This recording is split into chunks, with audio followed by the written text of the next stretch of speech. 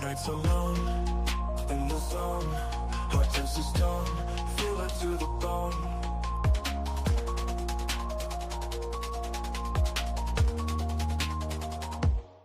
Clock ticks loud, can't escape the cloud. In the crowd, unbowed, thoughts wrapped in shroud.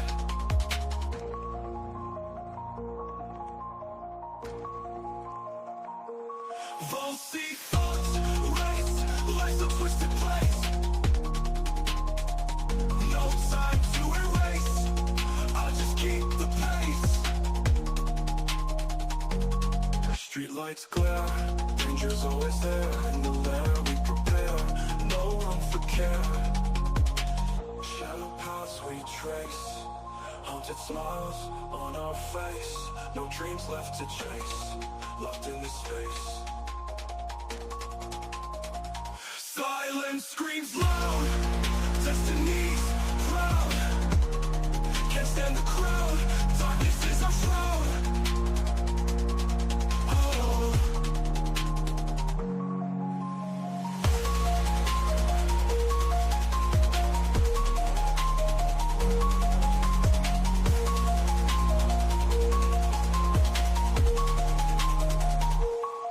Clock ticks loud, can't escape the cloud. In the crowd, unbowed, thoughts wrapped in shroud. Falsy thoughts race, life's a twisted place. No time to erase, I just keep the pace.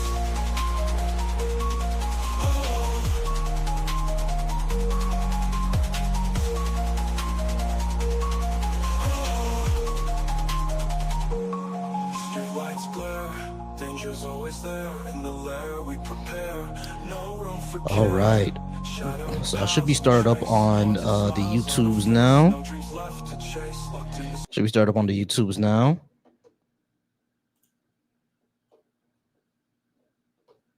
Go ahead and pause that real quick. Should be up on the YouTubes now.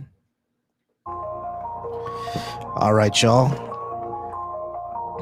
I should be started up everywhere. Should be starting up everywhere. Dark nights alone, in the zone. Hey, what up, Deck? What up, Deck? All right, so I'm starting a little late today because, I had to clean up my house today.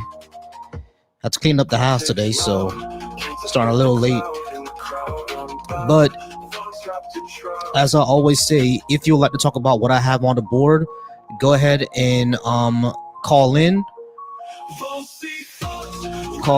or hit that guest request over on the TikTok. I do see some folks coming in. I appreciate y'all. Appreciate y'all coming in. I do appreciate y'all coming in. I'm gonna get the gift started. What's going on? What's going on, y'all? Hey, I appreciate y'all for being here. Appreciate y'all for being here, y'all. Thank y'all so much. I'm gonna start over on Twitch in a second.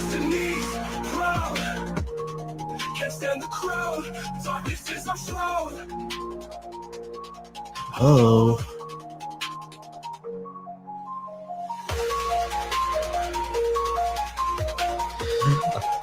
I love my intro music. My intro music is hard, bro. What's going on, y'all? What's going on? What's going on, y'all? What's going on, Weed Bro? How's it going, man? Let me go ahead and start up my whole time, my wait music. What's up, Weed Bro? How's it going? I appreciate you. Over on the Decon Junction, how's it going? Yes, I understand that I have a large protruding alien head. I think everybody knows that at this point. But that's all right, though. It's all right, though. Man, thank y'all for being out here. If you're watching me over from the B.A.A.S.H channel, you could go ahead and call in right here. If you watch me over from the Volcy Thoughts, same thing. If you're watching from Decon Junction, I appreciate you, same thing. Go ahead and call in wherever you're watching me from. If you would like to go ahead and talk about what I have on the board, you can give me a call right here, 786-530-5941. I'm about to start this up on. Give me 1 second. I'm gonna start it up on the Twitch in a second. I'm just getting that up right now.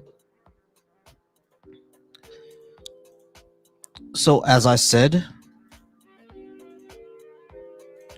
if you would like to talk about what I have on the board, go ahead and come on up. Plenty of space for you. Plenty of room for us to talk. If you think you give me a good reason to believe in a God. Oh, we ain't got a call. Awesome. Call from. Hey, how's it going? Can I get your name, age, and did you disagree with what or did you want to talk about what I have on the board? Okay, that was a spam caller. Not a problem. Let's go ahead and put the music back on. All right, not sure why a spam caller decided to call in, but whatever, all good. Doesn't matter. So if you'd like to talk about what I have on the board, go ahead and hit that request button.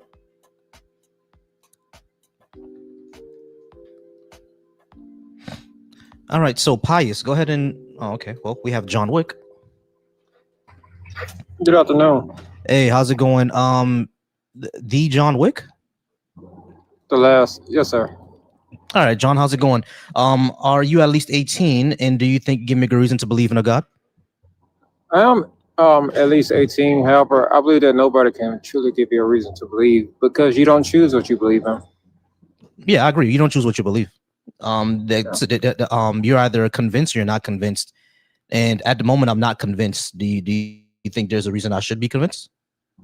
No, I think that's your search. Your reasoning. If you believe your way, you should be entitled to your way. And I am a Christian by chance, but I'm not gonna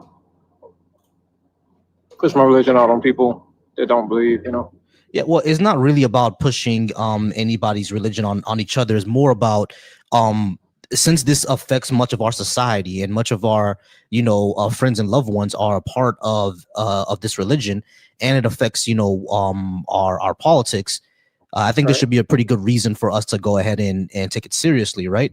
And if we can't take it seriously, if there's no reason for us to believe it, then I typically tend to wonder, why do we let it affect so much of our lives if that's the case? You see what I mean? Sure. Would you like me to give you my reasonings? Sure. Okay, cool. So I believe that the Christian Bible is a preparation for the afterlife. It's not necessarily a preparation for this life. Reason being, because here on earth we exhibit suffering, pain, and all kinds of other things that people can see as a negative fit. Not on top of that, people can misuse the words of the Bible to benefit gains upon them. We see this throughout history. Humans will use anything to bring a benefit to them. So looking at it from a soul's perspective, because I believe, me personally, that nothing was created from nothing in a sense. Well, nothing was created from nothing. It had to come from something. Mm-hmm. So far, that equals a God to me. Yeah, sure. I mean, I do agree with that, right? Nothing can come from nothing, so something had to be there, or something sparked off the Big Bang. Something had to spark off to expand space time. But I don't believe that necessarily has to be a disembodied mind or a supernatural creature or something like that exists outside of space and time.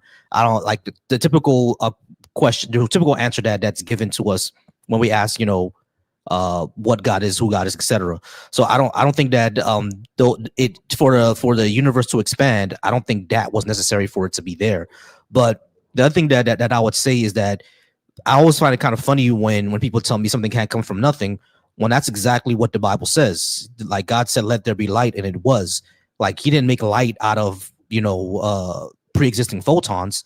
He just made light because He said so. You see what I'm saying? So like, according to that reading right there, we'll take it literally. Something can come from nothing because God can do that. I think you're looking at a different perspective that I look at it, right? You're entitled to the perspective that you look at. I'm not trying to disenfranchise you in a way, in any kind of form, but when I look at that passage, I see anytime you speak, it emits a wave. We know light is a wave, right? Due to the double split equation experiment. So therefore, I guess what I'm trying to say is like him speaking spoke light into existence through waves, if that kind of makes sense. Him speaking spoke light into existence. Okay, yeah, so something can come from nothing because God created something which is light from just speaking, nothing. Well, light is a wave. That's the thing about it. And your vocals, which would be him speaking, is also a wave. Well, light is a particle and a wave. Photons are particles and waves. They behave both ways. Yeah, it does behave both ways. It can. Yeah. So he created a particle from speaking. So he just made something. So like that's kind of what I mean though. But I do understand where you're coming from. But this is where I come from, where I talk about these type of discussions and things, because it's like this seems to be extremely important, since it's been affecting our society, our politics, the way people treat each other. It affects all that. You know what I mean? So if that's the case, then that's typically why I talk about it. See what I mean? Yeah, that's fair. You know, All right. I'm not knocking you. Hey, I appreciate you for coming up. We'll go ahead and wait for more people. Okay, but thank you. Not a problem. All right, guys. Thank y'all so much for being here. Ariel, thank you so much for being here, Ariel. Appreciate you for being in the comments, y'all. Go ahead and make sure y'all follow Ariel. Her lives are also amazing. She does great lives as well. If you're watching me over from, like I said, a Deconstruction Junction, I did see a few comments over on a Decon Junction. You guys can call in, like the numbers right there. We can go ahead and have a discussion. Because I'm not going to be looking at the comments every single time. Let's see. I have here John the Baptist. I have here Barth the Entertainer. Yeah. I see y'all commenting, but if you actually want to have the discussion, don't just sit there and comment. Go ahead and let me know. Call in, and then we could go ahead and have the discussion. Baby back ribs. Baby back ribs are pretty good, man. Remember that old commercial? I don't know how old you are. I'm kind of dating myself here, but like back in the 90s, there was a Chili's commercial for baby back ribs. I want my baby back, baby back, baby back, baby back. Chili's baby back ribs. If you grew up in the 90s, you'll remember that. I'm dating myself, but if you grew up in the 90s, yeah. Chili's baby back ribs. Chili's baby back ribs. Barbecue sauce. Oh, bad. All right, we have someone else coming up. I appreciate y'all for being here once again. Grady, how's it going, Grady? Are you at least 18? And can you give me a good reason to believe in a God? Very good. Grady, did you pocket dial me?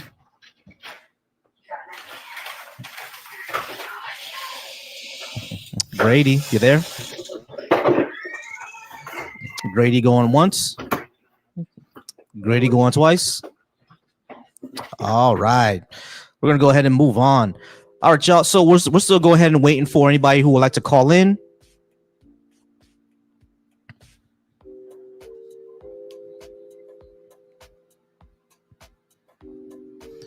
All right. So It's Near says, please stick a plunger on your head. I want to see something. What you want to see?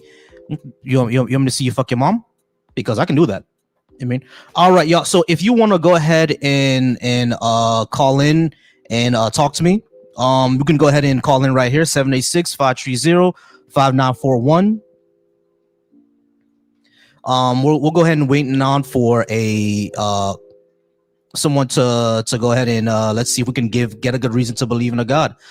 We had one caller. No, pretty good.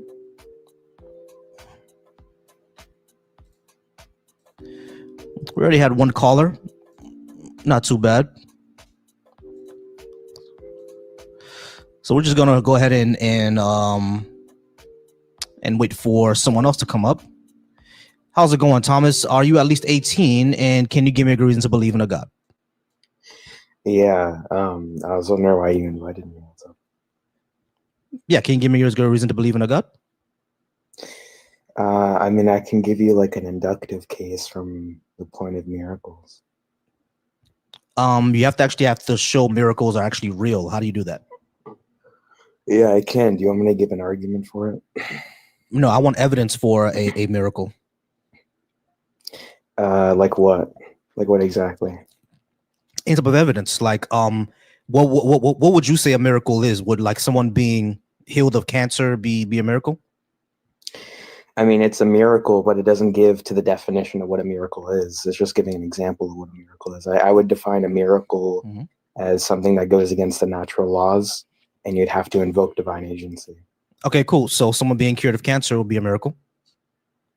Not necessarily prima facie, because people can be healed of cancer without it being miraculous.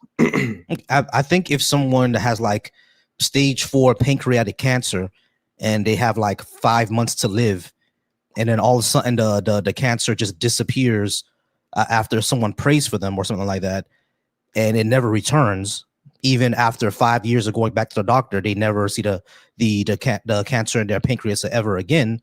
I think we could qualify that as a miracle, right? I mean, if you have no external factors, yeah, sure. Yeah. So has that ever happened?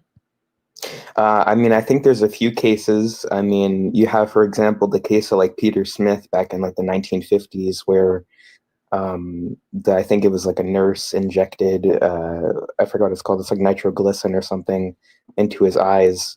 And she put 50 times the dose and made him permanently blind. And then he healed overnight based on the intercession of the saint. I have the book. If you just give me a couple minutes, I can pull it up. So this happened back in the 1950s.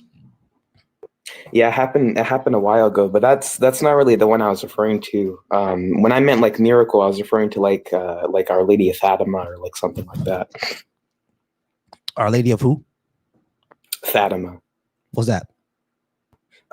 It was basically a Marian apparition, which happened in 1917, which gave multiple prophecies, and one of the biggest ones was what we now call today the miracle of the sun, where she prophesied on October 13th of the same year that there would be a event, or you could say miracle, that makes the whole world believe.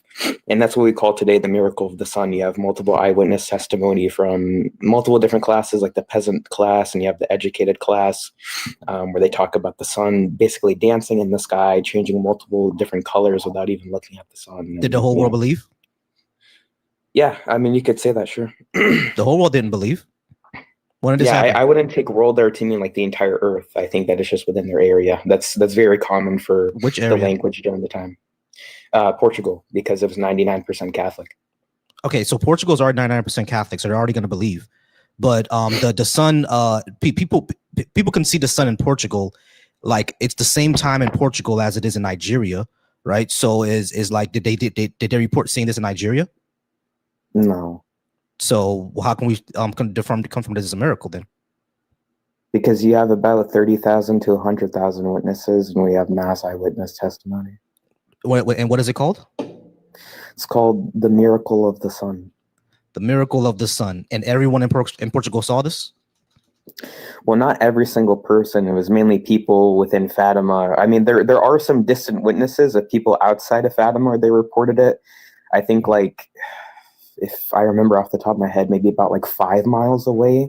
But you have like less reports from outside. But you do have some, of course. Okay, so and what was this like? The sun was like glistening in the sky or something like that? Well, there's multiple different theories to what it is. People say it's actually the sun, or some people invoke that it's a second light source that is coming from God directly. But I'll just take the sun approach. But basically, they just reported that the sun was like moving different places. Like it gets so close to the earth that they thought it was going to crash into it, and then it like went back. It changed from colors like to orange to green to red to violet. So they saw people a weren't rainbow. even. No, not necessarily a rainbow. It's not like simultaneous colors. It's going from one to another. That's a rainbow. I mean, if you want to say rainbow in the sense that it goes to the colors of the rainbow, sure. Like I'm saying like if there's a phenomenon like that where rainbows happen like that, where it's not all at one time, where they shift colors depending on where the sun is and how the clouds are. That does So you're happen. telling me that rainbows reflect light off of the ground and reflect off other people? So is that what they said? They said that there was light reflecting off of them? Yes. There's a reporter, his name is John Silva. He said that he didn't even want to look at the sun during the time to avoid retinal damage. Mm-hmm. And he looked at the ground and the people around him, and he still saw the colors. So he looked at the ground and saw the people around him, and he still saw like colors in his eyes, basically. No. Not like, I mean, I don't really know what you mean in his eyes, but he was looking at the people and he still saw the color changing. Like he saw like orange reflecting off of people, or he saw like violet reflecting off of people. Yeah, that could happen. Okay, in what natural phenomenon is that called? Let me look that up. It's called a perihelion. And what is that? Basically, what I was explaining before, like how rainbows, depending on what the sun, where the sun is in the sky, and what the clouds are, and especially after heavy rainfall, you'll see all those colors. Yeah, but you just said if you're looking at the sun. Mm-hmm. And yeah, what I'm saying is he that was this looking guy, at people, right? No, he wasn't looking at the sun at all. It was to avoid retinal damage. You're saying that this phenomena occurs when they look at the sun. This guy was not looking at the sun. All right, so one guy claims someone's face turns purple, and you're just gonna believe that as a miracle. No, that's not what I'm saying. I'm saying that you have all the other people, when you put all of them in the collective sense, they all say the same thing. Yeah, but this could simply be a perihelion. Okay, and what's your justification? That there are other explanations and not necessarily have to be a miracle? No, that's not what I'm saying. I'm asking what's your justification that's a perihelion? Because what you just described is a perihelion. So hold on. So people looking at the sun and they see colors, and so therefore it's a perihelion. Yeah, people looking at the sky and seeing the sun turn different colors, that happens during a perihelion. So what about like the few people that said they didn't even see anything? Why didn't they experience the perihelion? They probably weren't in the area. They were. There's actually a testimony that says that she was looking directly at the sun for 10 minutes without any type of like damage or anything to her eyes. And the people around her, including her brothers and sisters, were saying that they saw the light, but she herself couldn't see it. And she thought it was because the Virgin Mary didn't allow her to. So is this a person saying this? How do we show that's true? To show that it's true that they didn't see anything? Yeah, how do we show it? So like, because so a person says that they looked at the sun but didn't see a light. I don't understand what you mean. Well, no, that's not what I'm saying. I'm saying that they didn't see the colors. It's the fact they only saw the sun as like its natural way that we see it today. Okay, so the sibling saw the colors, but she didn't see the colors. Yeah. And then 100,000 people said they saw colors. Well, estimated, it's between 30,000 and 100. Most people actually say that 30,000 is better. So 30,000 people say they saw colors. This person's sibling said they saw colors. This lady said she didn't see colors. Is that lady colorblind? No. How do we know? Because she doesn't see anything at all. Like everything around her is perfectly intact, as she described, within the natural colors. But whenever she looked at the sun, she just saw that it's just the brightness. Like she didn't see, just like as we see today, like whatever you want to describe it, like yellow or I understand. But you understand that if you stare at the sun for 10 minutes, you're gonna get. So someone stared at the sun for 10 minutes and didn't get no damage at all. Not a single person did, no. Okay, but you said this lady just stared at the sun for 10 minutes and didn't get retinal damage. Yeah, that's what I'm saying. Not a single person did, which includes her. So none of them got retinal damage? No, they were even writing against the fact that they got retinal damage. Okay, great. So that means that that this could be a perihelion then, like a cloud blocking the sun. A cloud? Yeah. Well, they described that the clouds were actually cleared up, and they said it's because of the rain that was there. They described that. So if there was rain there, then yeah, it's a cloud. No. The rain. Okay, so listen. So what happened was when everyone arrived, it was like raining heavily. You have like from Dominic Reese, who says that it was about like at least like 2 to 3 feet of water, just alone. And then as soon as the event started happening, that's when the rain stopped and everything cleared up. And then people realized that their clothes were completely dry after being after being completely drenched. Which I think is another miracle in of itself, but that's a side point. Yeah, this is very, very hard to believe. I'm not sure if you're even remembering this right. So you're saying that people stared at the sun for 10 minutes, then it radiated like different colors, and all their clothes became dry, but one person didn't see colors, and they all stared at the sun for 10 minutes, and nobody got eye damage. Yeah, that's correct. And this happened when? 1917. 1917? Yep. I'm definitely not believing this shit. Okay, and what's your justification to not believe in it? People in 1917 but believed in superstitious shit. So just because, well, that's trivial. Because they believe in other ridiculous things, it means that this thing they're believing has to be ridiculous? Not has to be. It's just very doubtful. It's not. It doesn't have to be. I said that it causes a lot of skepticism. Okay, but you're the one that's asserting that claim. Like, what's your justification? No, I said I don't believe it. You asked me for my justification for why I don't believe something that as ridiculous as is.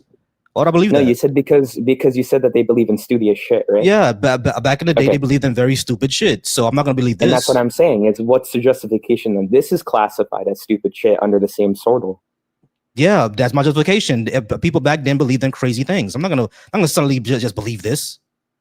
But wait, so this is just begging the question. It's not. You're just saying that, well, it is because you're It's just not. assuming that this is, it is because you're just assuming that these things, that all these other beliefs that they're upholding to is under the same category as this without any justification. Definitely is. They're So all you're just saying, supernatural well, these claims. people, they believed in stupid shit. Are they all believed in, supernatural like, claims? Huh? Are they all supernatural claims?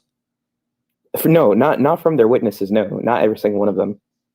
This is a supernatural claim. You're saying that the sun radiated different colors. That's a No, supernatural I'm claim. making the supernatural claim, but what I'm saying is they themselves aren't making the supernatural claim. What they're claiming is describing supernatural. What they're describing is supernatural.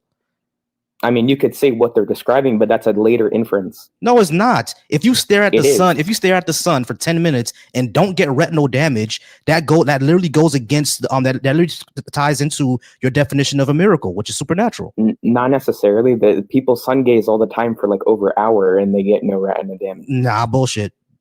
They have eye protectors, bro. You don't stare at the sun with no protection and don't get retinal damage. It doesn't happen. Nah, I've walked around New York City and seen people do it for like hours, dude. Like I don't. They have retinal damage. They have protection in their eyes. There's nobody like this unless like they have some sort of mutation with their body or something like that. Like people who have web feet, something like that. Unless it's something like that, you're not gonna. No normal person's gonna stare at the sun and not get retinal damage for an hour. Like that's not gonna happen. Unless they have something different. Unless they have something different with their eyes. The opposite, but unless they have something different with their eyes, then it's not gonna happen. Like a person having web feet. I won't deny that a person has web feet or like a overly strong retina or cornea or something like that. Maybe that could happen for them, but that's like for 99% of the population, that's not happening. I mean, sure, if you want to say like 99 or like a rare case, I mean, I can grant that, that's fine. But I don't see how that takes away from the point of saying, well, because they believed in stupid shit, like they believed in, let's say, like geocentrism, or they believed in like flat Earth. So that means that we can put that into the same category that, oh, well, this is just stupid shit without any logical inference. So that's why I'm asking, can you actually give something that raises the probability that this is stupid shit? Yeah, just saying because they believe in other stupid shit? The fact that there's other explanations for this. Okay, but I just showed you how, the one that you're giving right now is failing because you're saying, well, not only do you need to look at the sun and also it's via the clouds. I just described that people didn't even look at the sun and they still reported it, and there was no clouds according to multiple eyewitness reports. If they didn't look at the sun, how did they see it then? I just told you. No, you didn't. You just said they didn't look at the sun. You don't colors. Remember when I brought up John Silva, where he was looking at other people and looking at the ground, and the light was still there? Yeah. So John Silva, you said that he was looking at the. Actually, I can't even. Yeah, let me get the document for you. Give me a minute. All right, so let's look at to see what happened. They said the sun at one moment surrounded with scarlet flame, at another aureoled in yellow and deep purple, seemed to be exceedingly swift and swirling movement, at times appearing to be loosened from sky and approaching the earth, strongly radiant heat. The silver sun, enveloped in the same gauzy gray light, was seen whirl and twirl in a circle of broken clouds. So there were clouds then. The light turned a beautiful blue, and it had come through the stained glass windows of a cathedral, spread itself over the people who knelt up and wept, etc., etc. The sun disk did not remain immobile. I'm actually reading one of the testimonies where someone said there were clouds. Who? What's their name? The person is a reporter from the Lisbon newspaper. Are you talking about Avelino de Almeida? I'm not sure, but no, that's who you're referring to, because he worked for the anti-clerical newspaper, which is El Seculo. That's not even true. I have his testimony right here. It literally says no. It said he was working for ODIA, not what you just said. Sorry, how do you spell it? ODIA, ODIA. And you said that it can't be accepted because is there a space between there? Yeah, there's space between it. You said that it can't be accepted because the paper was anti-clerical. That doesn't make it false. I didn't say that.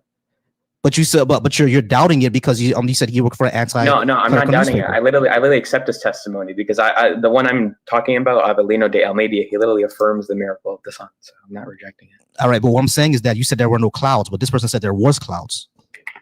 What's the source? This said reporter for the Lisbon newspaper Odia. Let me see. Let me go and find it. Give me a second. Sure. Because normally you get it from the Documenta Critica de Fatima. So there was no one else there. Like we have to get it from only one newspaper. No, that's not what I'm saying. I'm just saying that multiple people they described it. I mean, I can read a testimony here. So this is from Avelina de Almeida, and this is what I was saying earlier, and this is the Documenta Critica Fatima, document Wait, hold on. 13. Various claims have been made regarding the events that transpired. Many witnesses reported that after a period of rain, the dark clouds parted, revealing the sun as an opaque spinning disc in the sky. It was described as being significantly duller than usual, casting multicolored lights across the landscape, the people, and surrounding clouds. The sun was then reported to have careened towards the earth before zigzagging back to its normal position. Witnesses reported that their previously wet clothes have been suddenly completely dried. As with blah, not all witnesses reported seeing the sun dance.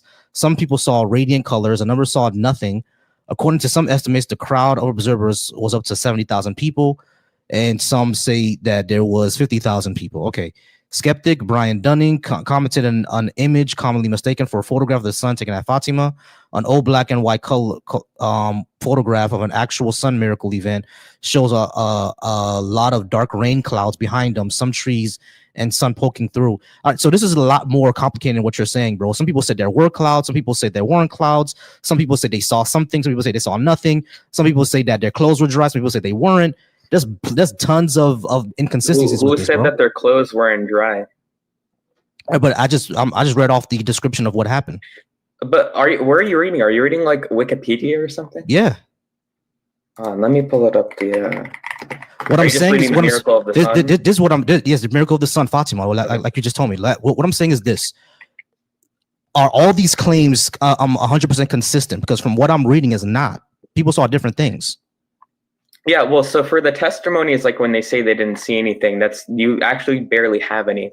If anything, like when you read, for example, like Meet the Witnesses by John Hamber, or if you read like what am I thinking of?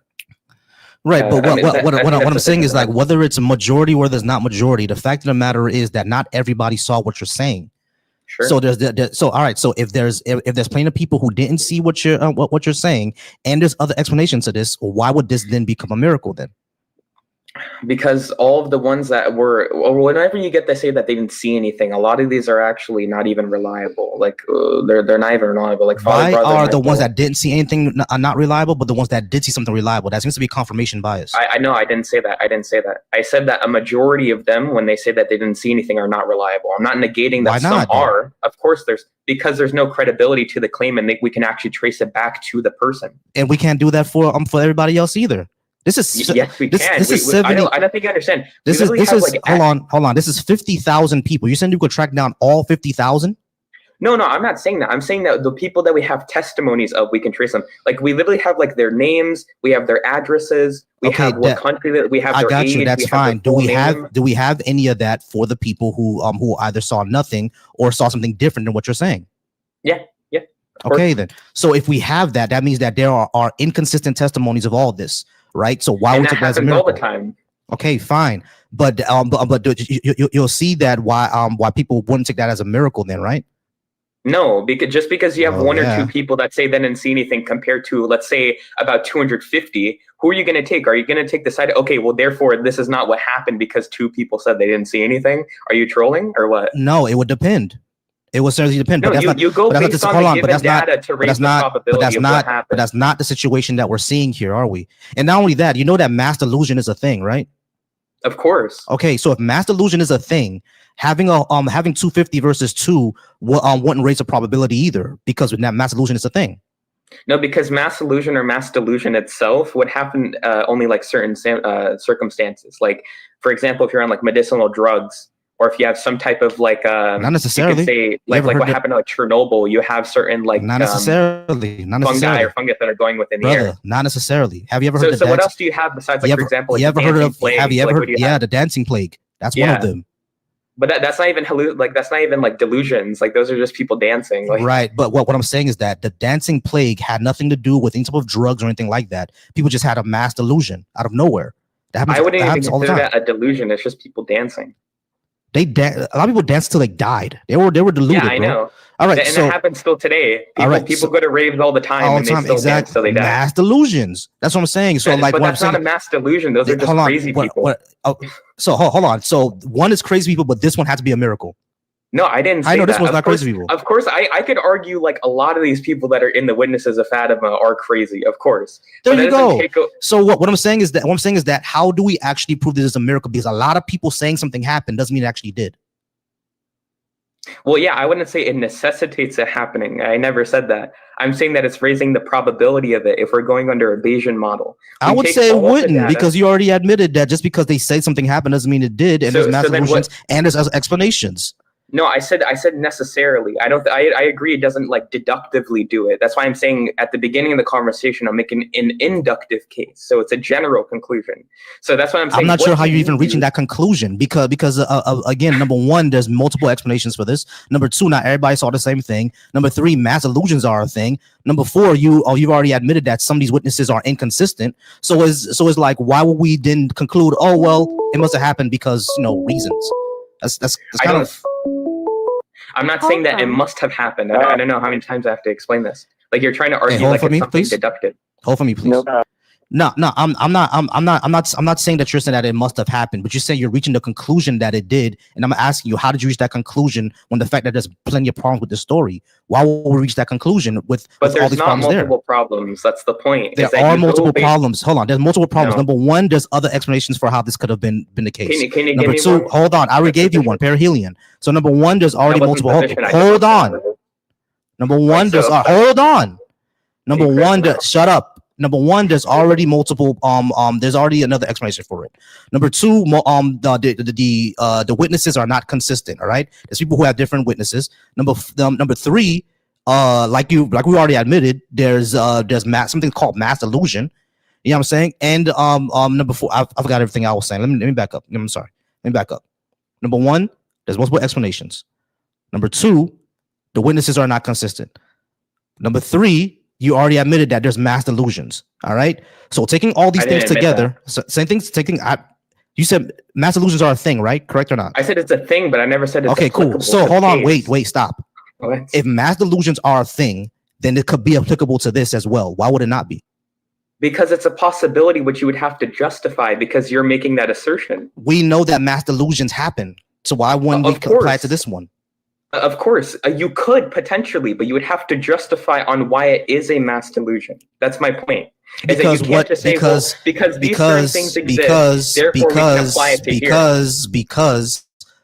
the people explained is not possible. What? That's the point of a miracle. Yeah. We just established. Yeah. So what they explained is not possible. So therefore, this could be a mass delusion. We would have to go ahead and see if what they say is possible. Okay, I don't think you understand. If you admit that these things can coincide, you can understand you have impossibilities and miracles. If miracles, do you think miracles possibly exist? No. They don't. Okay, so what? They don't have a logical possibility? No. Wow. Okay. You already says it happens outside the natural means of things, right? No, I'm saying the fact that it can't be demonstrated or explained using natural means. It can't be demonstrated or explained using natural means. But how are miracles part of the natural world? No, I think miracles are coming directly from divine agency, like I said in the beginning. How do you prove divineness? How do you do that? Well, that's a different question. And I could argue that actually these itself could prove it. Okay, sure. I'll give you an argument. Now you would have to actually show a miracle. Oh, actually, I'll give you an argument. I don't want an argument. I actually want evidence. And stories of people seeing the sun dance is not really evidence of anything, because now I have to look into it to see what's going on. And the moment that I looked into it, I found a lot of problems with what you're saying. So it's not okay. Look, so I'm gonna go. How about this? Has there ever been a time where a faith healer, a priest, a pastor, any faithful person walked into St. Jude's Hospital, prayed for every single child, and all of them got cured of cancer? Has that ever happened? Not that I know of. Okay, cool. So how about someone being amputated? Has their arm ever grown back from being prayed over it?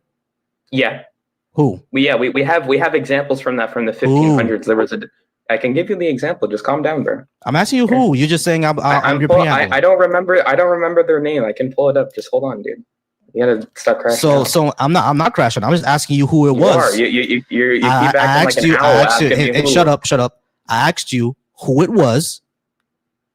That's all I asked you. Don't tell me to calm down. It's not your fucking stage. I'm just asking you who it was. Like, don't come up here bitching and moaning, bro. Just tell me who it was. Just chill, bro. Here, I have it. Okay. Here. What's their name? Their limb grew back? Yeah, I have it. Hold on. It's the miracle of Calanda, which happened in 1640.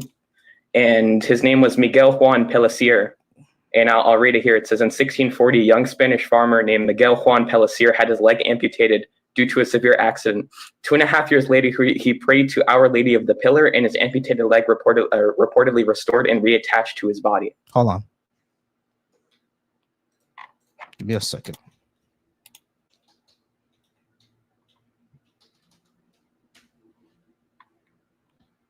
Whose right leg was amputated after an accident. Following 2 years, begging and saying, Blackie's woke up next morning with his leg fully restored. Background as claimed by believers. And also, I gave you the example earlier. Hold on, I'm reading. Eyes. Why are you so upset, bro? I told you. All I told was I'm reading. How is that? How am I reading being upset? How's reading being upset? I didn't say that. I didn't say you reading is being upset. Didn't you ask me? Did you not ask me why am I upset? Yeah, I asked you why you're upset. So yeah, you asked me why I'm upset. I was reading something, and I told you, hold on, I'm reading, and you asked me why I'm upset. Yeah, I can ask why you're upset. I wasn't upset. I was reading. All right, go ahead. God, I gotta calm down, bro. I'm just trying to help you, bro. You're not helping shit. Like I don't think your God exists. You're not giving me anything. That's fine. All right, so let's actually read on what's going on in what happened. Mutation time London. Here, I'm gonna go off screen real quick while you do that. Proposes his own version of what happened. And we can't say the miracle is genuine. We can't prove the story, but we can't say evidence we have falls short, consistent with no miracle taking place. He claims that there is no documentation or witnesses, accounts confirming the leg was ever gone. He presents alternative explanations. All right, so let's see what documentation that we have. Documentation of time, the most important ones being certificate set up by notary, the original document which fortunately escaped destruction, Spanish Civil War is on display, the minutes proceedings, the original document, yada yada yada. The proceedings, they were signed by other documents important, baptism. Okay, so there seems to be no documentation that the leg was actually cut off. People just claiming that it was. So what evidence do we have that his leg was actually cut off? Like, do we have any type of hospital record, anything? Yeah, well, you didn't ask me to provide evidence. You just asked if it's happened in the past. And I'm just asking you if any of that exists, bro. That's what I'm asking you.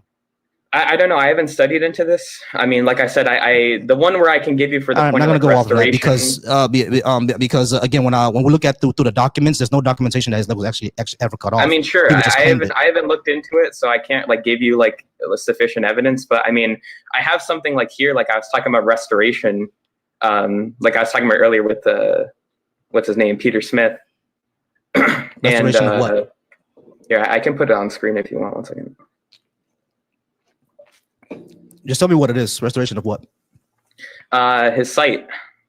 Someone was blind and started to see again?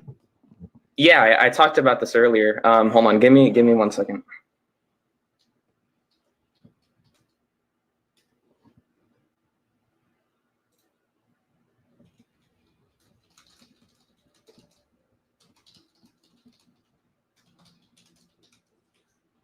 All right, so whoever called in before, go ahead and call back in. I do apologize, I didn't pick up.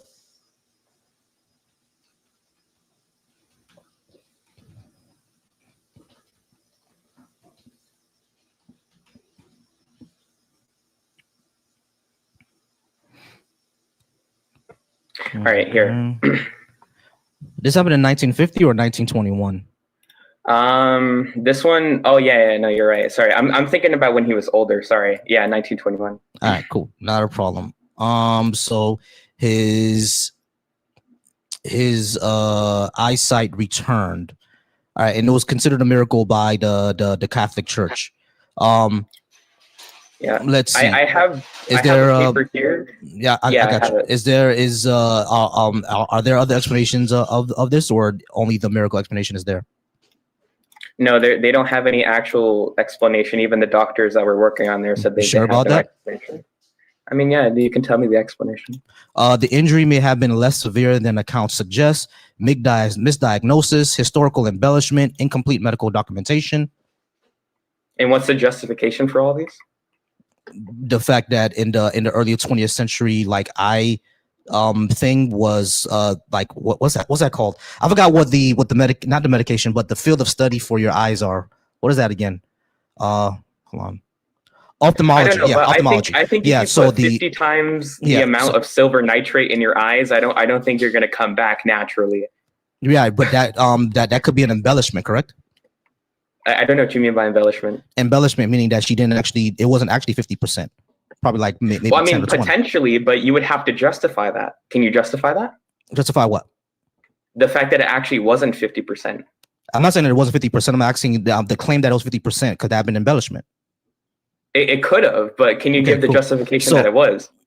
No, I'm asking you, how do we justify that it was 50%?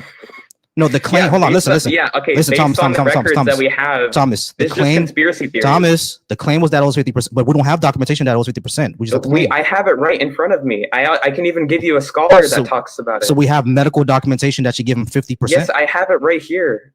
Okay, cool. So medical documentation says she had 50%, correct? Not that she had 50%. Or she put in 50%. I'm sorry.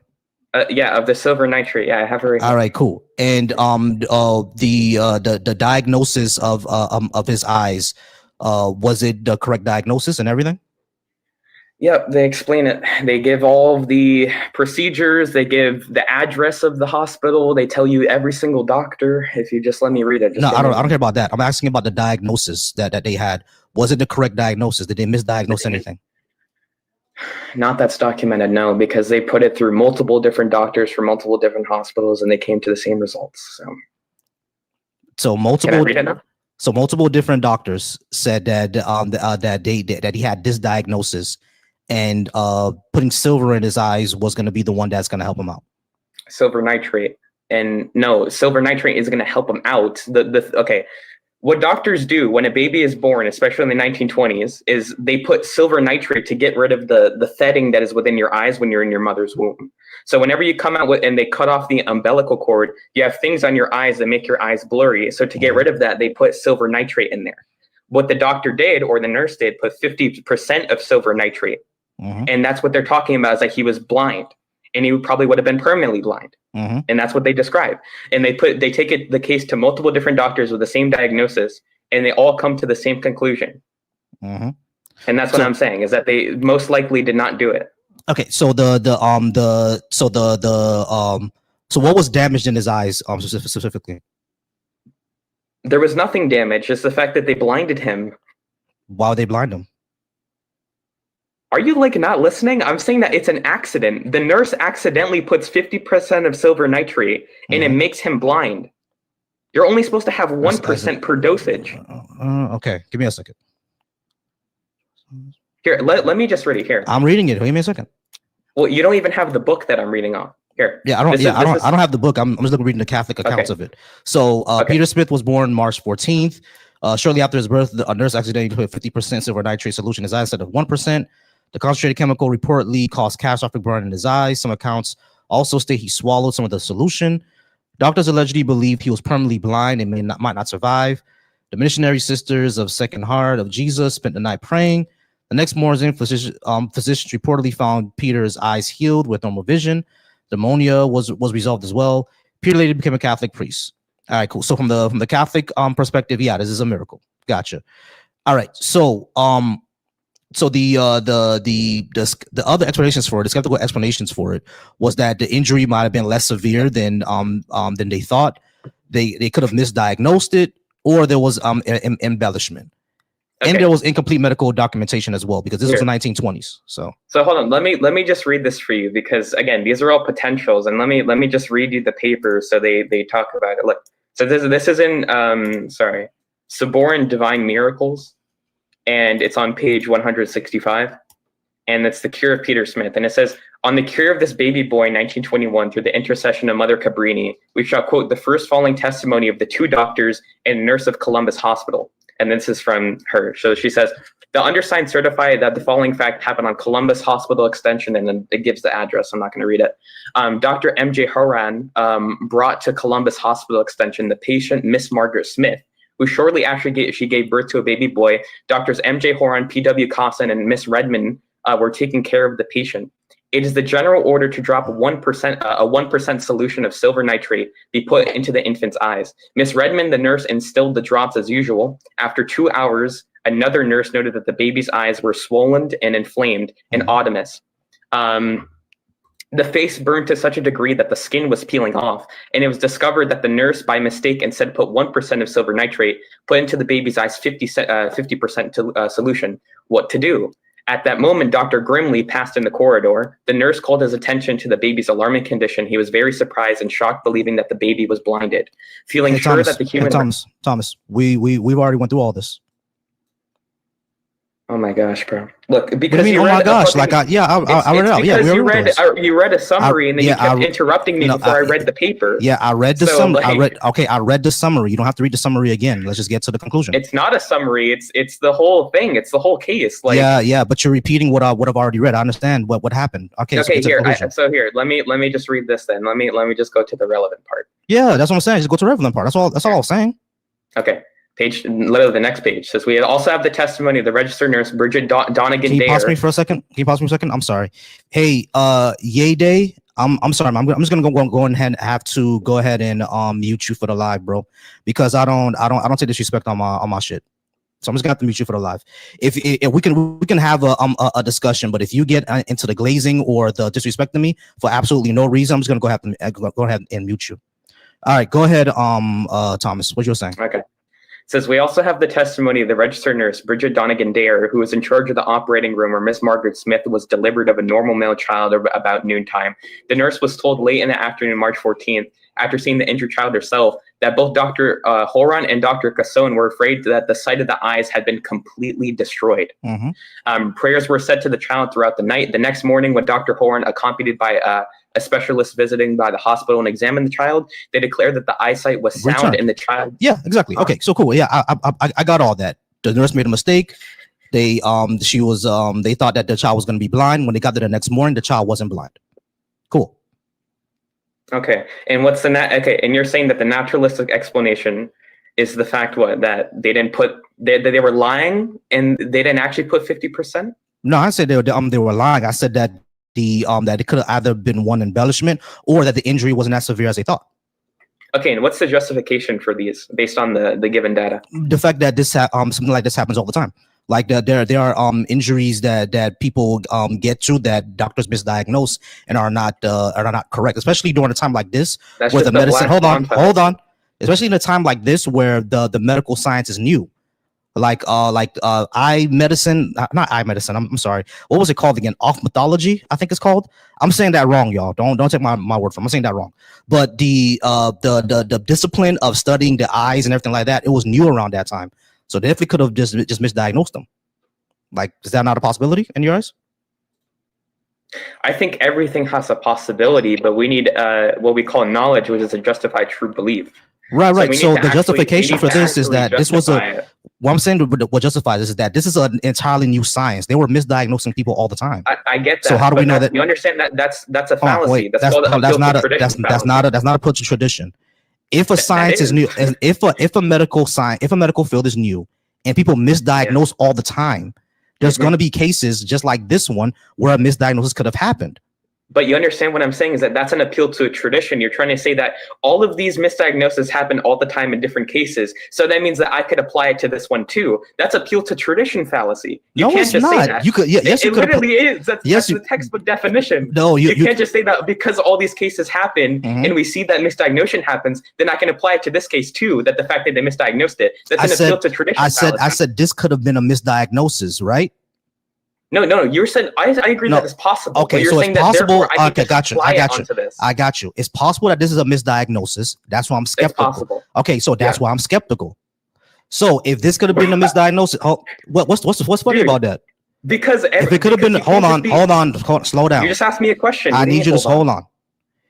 If this could have been hold on. If this could have been a misdiagnosis, stop doing the snarky shit, bro, please.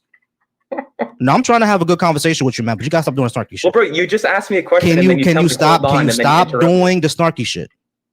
Just go ahead, bro. Okay.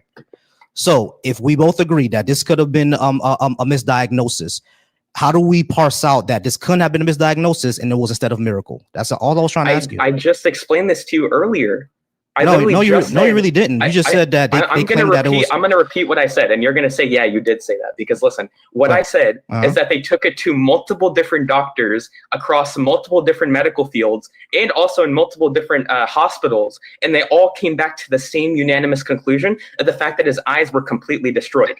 Okay, so that's how we know. Is that it's not just a couple of people that are saying that they can have the misdiagnosis. No, I got that. It's a peer review. I got you. It's a peer review. I got you.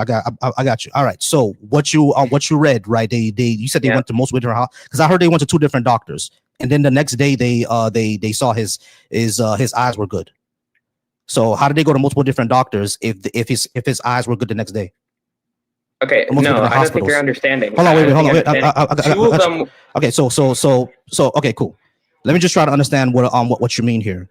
So the nurse made a mistake. 2 doctors says, okay, this kid's gonna be blind, but the next day he was good. So I'm trying to understand where the multiple different hospitals and doctors came from. Yeah, I read you the names earlier, and what I'm saying is that those 2 doctors that you're referring to are just the ones that gave the report out. Right. I get that. But you said that he went to multiple different doctors and multiple different hospitals. If his eyes were good.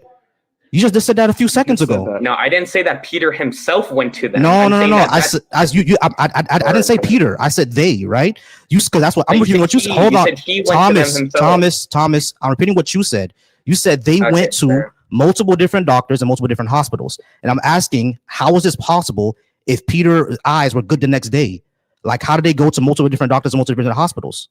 What happened? Because this is what doctors do all the time. They go and they check through other medical documents and they go to other doctors for a peer review to confirm their diagnosis. You don't think that people just write a diagnosis? Okay, so this happened. This happened after this. Thomas,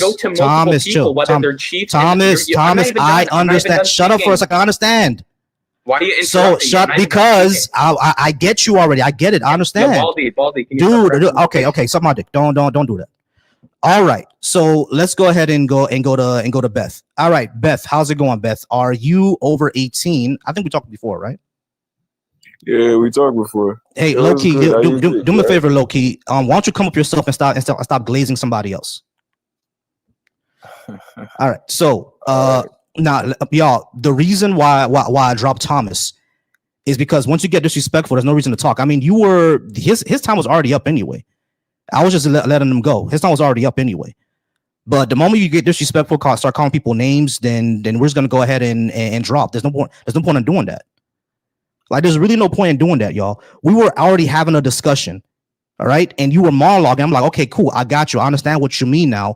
All I was gonna ask him was this case taking the peer review after the healing? That's all I was gonna ask him. That's all I was gonna. Hey, shut up, little kid. It's not your turn. All I was going to ask him was, when was the peer review done? That's all I was going to ask him. Kept cutting him off. Shut the fuck up. I was just going to ask him, when was the peer review done? That's all I was going to ask him. He said in the story. That's disrespectful, right, so we just try to have a conversation. Shut the fuck up, Loki. It's not your turn. All right, cool. It says in the story itself that... Don't talk to me, that bitch ass nigga. Doctor said hey, suck my dick, pussy. Go ahead, Satan. I like it when you get aggressive, man. I always like it when you get aggressive. It says in the story, the event happened, the doctor confirmed it with the nurse, another doctor came in, and the next day, the specialist came in, and the specialist said he was fine. So the person who specifically looks at eyesight determined that the child was fine. Yeah, I genuinely I didn't heard this case. I never heard this case. So I mean, people can make mistakes, but when it comes to cases like this, when people are like, "Oh, it's a miracle," you can't expect there to be a little bit more seriousness when it comes to that type of case, you know? Like, miracles don't just happen every day. And in the nature of doctorate, because a lot of people in my family are doctors, right?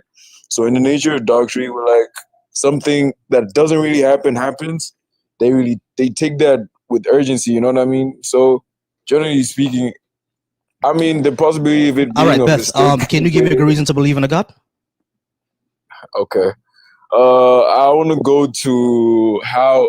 I mean, is it alright if I use religious text, or we just talk out of basis? Like, well, religious text. I that. don't. If I would have to know why I should take your religious text. Hero. Okay, I feel like we're give me a second, Beth. doing that. Let's just Beth. Hold on. do nothing. Give me a second. Hero, you're gonna be after Beth. All right. Like I go in order. All right. So yeah, Beth. When you say all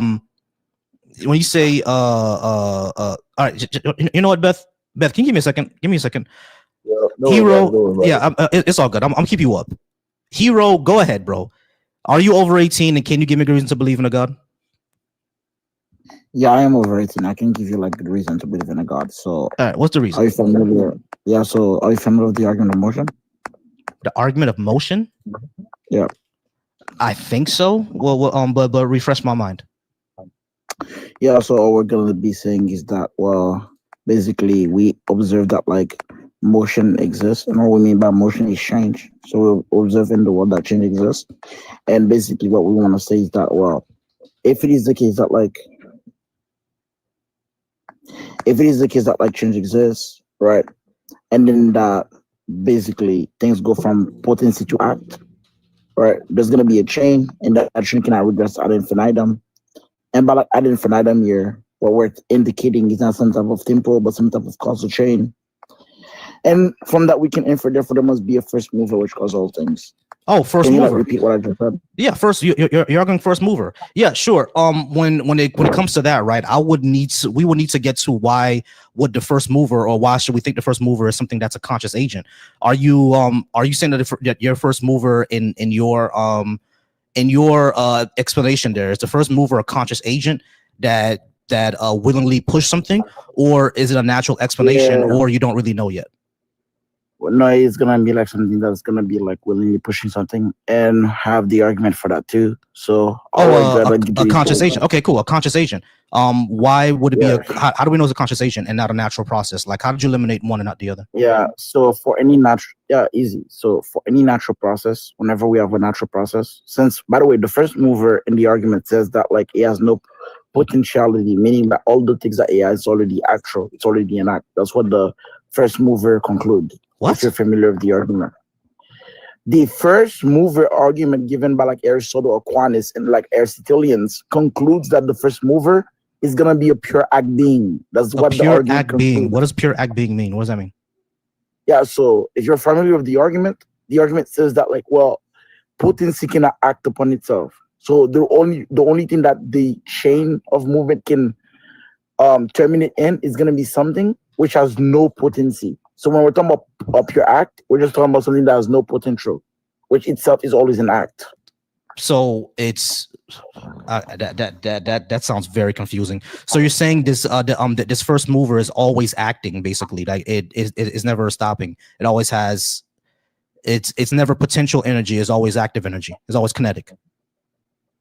Okay, energy. Right, that pertains to like physics has nothing to what I'm talking about when I'm talking about metaphysics. Okay, so I'm trying to understand what you're saying here, because none of that made sense to me. Yeah, maybe. So hold on. Since none of that made sense to me, I understood the words you use. I just didn't understand how you put them together. So what when you say that this is a being that is never in potential, it's always active. What I'm like, say that again. I'm really trying to understand what you mean. What are you saying here? Yeah. I mean, Tommy, you might not be familiar, but I'll repeat it. So no, I already told you from the beginning I'm not familiar with this. You got to explain it. Yeah, all potency. I mean, like, it's like basic Aristotelianism. All potency is gonna be here is that which has some capacity to be something. So, like, an example is gonna be like, take off like a coffee, right? The coffee has like the potential to become hot, right? But it's not actually hot. Okay. In actuality, it's just gonna be that which is actually the case, right? Such as the coffee being actually hot. Okay. So all that is being stated is that obviously that which is in potency, such as the potential to being hot, cannot bring itself into being actually hot. Something has to act on it to be hot. Okay, yeah, got you. And they basically were saying that the chain of mover, right? Since like this potency can act upon itself, the chain of mover either has to terminate in something which has no potency, or it goes on ad infinitum. Okay. Right? But we're saying it cannot go ad infinitum, therefore it must terminate anything that has no potency. Why can't it go ad infinitum? Yeah, I already explained about infinitum. We're not talking about infinity and time. We're just talking about infinity and causal power. So I don't know what that means. Yeah, I'll explain. All right. So, all right, so do me a favor. Do me a favor. Don't just say the stuff, right? Like I know what you're talking about. Just say it. Just explain it, because a lot of this I don't know what you're talking about. Yeah. So there's gonna be accidental causal chains, and there's gonna be hierarchical causal chains. So accidental causal chains are gonna be this. So think of like you, right? Like your parent caused you, but like if your parent passed away, right, you're not gonna stop existing. So once the cause bring about the effect no longer need the cause to keep on going. Okay. Now, a hierarchical causal chain, right, it's gonna be something that's happening right now at the same time. It's always happening. So it's gonna be something like take off a gear, turning another gear, turning another gear, turning another gear. You're all turning all at one, and everything which is moving, right, depends on the previous gear to keep moving. So if we remove one of the members in the chain, then the last gear wouldn't turn, right? Or you can think of a okay, train. yeah, sure, I get all this. How does this get us to a God, though? Yeah. So we're jumping from what you asked me to prove right now, right? Well, I didn't ask you to prove anything. I just asked you to explain what you're saying. How do we get to a God from this? How do we get to a God from this? Hero, I'm getting there. How do we get to a God from this?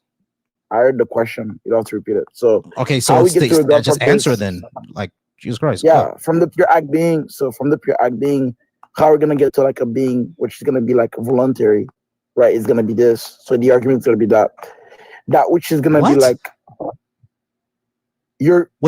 do I get? Hold on, was that an answer or that was a preamble? Because I really understand. The way we get there is by me giving you the argument for why it leads to there. Correct? No, just tell me how do we get there? By giving you the argument. All right, but do we have evidence of this? The argument is the evidence. No, arguments aren't evidence. You don't argue that atoms exist. You show that atoms exist. Hold on, hero. You don't argue that atoms exist. You look into an electron microscope, right? So, like, what do we do to gather some evidence of what you're saying? They're just gonna be confused. So I'll explain to you something. So when we look at like biology, or like when we look at like physics, such as like when we look at like atoms, evidence is gonna be my friend. Let's do this. No. I don't want to get to the preamble. Let's do this. What do we get to? Hold on. What? I understand that for you, the way to show God is the first mover argument. I got that. I understand that. Now, how do we eliminate natural process from first mover? You said that the first mover has to be. You said the first mover has to be a like the natural thing can't be because something has to act upon it naturally. No, and the first mover can't be. Okay, you didn't say that. All right, cool. So okay, so cool. Let's go back to the question. I understand that you mean that the first mover is a willful agent, right? How did you decide, or how did you get evidence for the willful agent over a natural process? How did you do that? So we're gonna investigate. So here it is. So natural processes, right? Whatever we have a cause in a natural process, the effect comes about, right? The effect will come about instantly as soon as the conditions are met. So, for example, right? Take a light bulb, right? A light bulb is gonna be lit up, right? Which is gonna be lit up as soon as there's electricity, right? So as soon as there's the power to be lit up, it will be lit up. You understand what I'm saying? Yeah, I understand what you're saying, but you're not really answering the question. Like we gotta get there, bro. Well, it's gonna get there, right? You have to be patient. So no, just get there, man. Just see what it is. How did you eliminate the natural process from the willful agent? What did you do? Yeah, because when we're gonna have like a coeval, so like there's gonna be like a coeval, right, effect. If coeval effects do not occur, then it's gonna be the case that like the thing was in potency. What do you mean coeval effect? What does that mean? Coeval effect do not occur. Coeval effect are just gonna be effects that occur all at the same time. Okay, so effects that occur all at the same time. All right, so the way that you eliminated, let me just see like if I can write this down. Okay. The way that you eliminated the natural process, and that fact there's a willful agent. Number one, there's a coeval effect, right? like Quavo effect is something that happens all at once. Am I right? That's number one. What are you talking about? I'm asking you okay, let's go back to the question. What I asked was, when it comes to the first mover, how did you eliminate a natural process in favor of a willful agent? And you started at the Quavo effect.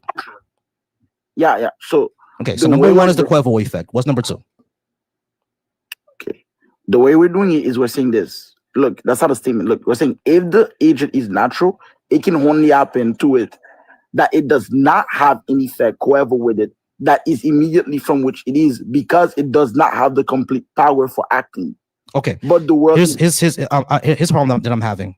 I understood all the words. I just said? No, because I understood all the words you use. Hero. I understood all the words you use, but I didn't understand the way you put them together. The way you put them together didn't make sense to me. What I said? Huh? Can you even repeat? No, I can't, because I didn't understand what you meant by it. Even if you didn't understand, you can still repeat it. No, I can't. I'm not gonna be able to repeat it. So you're not tracking. I'm not checking. Okay, repeat the number that I just said. So it's fine. Hold on. Repeat the number I just said. 786-530-888-995. What did I say? 786-530-88995. Wrong. You see? That's what I mean. You're not gonna be able to repeat. Hold on, Hero. At least I repeated half of it. No, you didn't. No, you got completely wrong. So Hero, you understand that simply because you said something doesn't mean I'm not gonna be able to repeat it. You understand that, right? So I don't. Hold on. Hero, be patient for me. So when you said something, right, and I told you that I did not understand what you meant, can you say it in another way? Because I understood the words you use, just not the way you put them together. You don't have to get all snarky and said that to repeat my words. I don't have to fucking repeat your words. Just rephrase what you said, because I didn't understand the way that you said it. All right. Okay. So let's go back to the question before. How did you eliminate the natural process from a supernatural agent? You said Quavo effect. That's number one. I'm still not completely sure what Quavo effects mean, but I'm accepting that. You can clarify that later. So Quavo effect is number one. Is there another number two, or is it just that? That's all I'm asking you. All we're looking. Okay, look. Evidences are gonna be statements. Okay, that's what an evidence is gonna be under Bayesian. I don't care. Just tell me, bro. Okay, well, I'm telling you the statements. And just tell me. The evidence. Look. What it is gonna be the fact that if it was natural, then that means that like whatever it produced will happen right instantaneously. For example, right, as soon as it has the power, it would have to produce the thing. But we already agree that this first mover thing, right, does not have any potency. Meaning, whatever thing that it produced, it already has the power to produce it. So it will have to be instantaneous with it. Do you understand what I just said? Okay, so if it was natural, whatever it produces will happen instantaneously. The first mover has no potency, and I didn't catch the last happening. I did some. No. I did one thing after that. I said it will happen instantaneously as soon as he has the power, right, to do so. Yeah, that's the same thing. So that's just a tautology. So if it was natural, whatever it produces will happen instantaneously. And the second thing you said was the first mover has no potency, but I didn't catch the last half of what you said. Say that again. Okay, the first mover has no potency, meaning whatever power it has, right, it cannot gain any power or lose any power. So like whatever power it has, it already has it. But obviously the first mover gain or lose any power. All right, cool. So let's go to number one again. All right, so if it was natural, whatever it produces will happen instantaneously.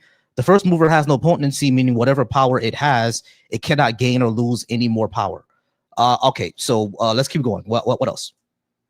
Okay, so if it cannot gain or lose any more power, and it is natural, as we already said, then it would be the case that like every effect that this first mover produced will happen at the same time.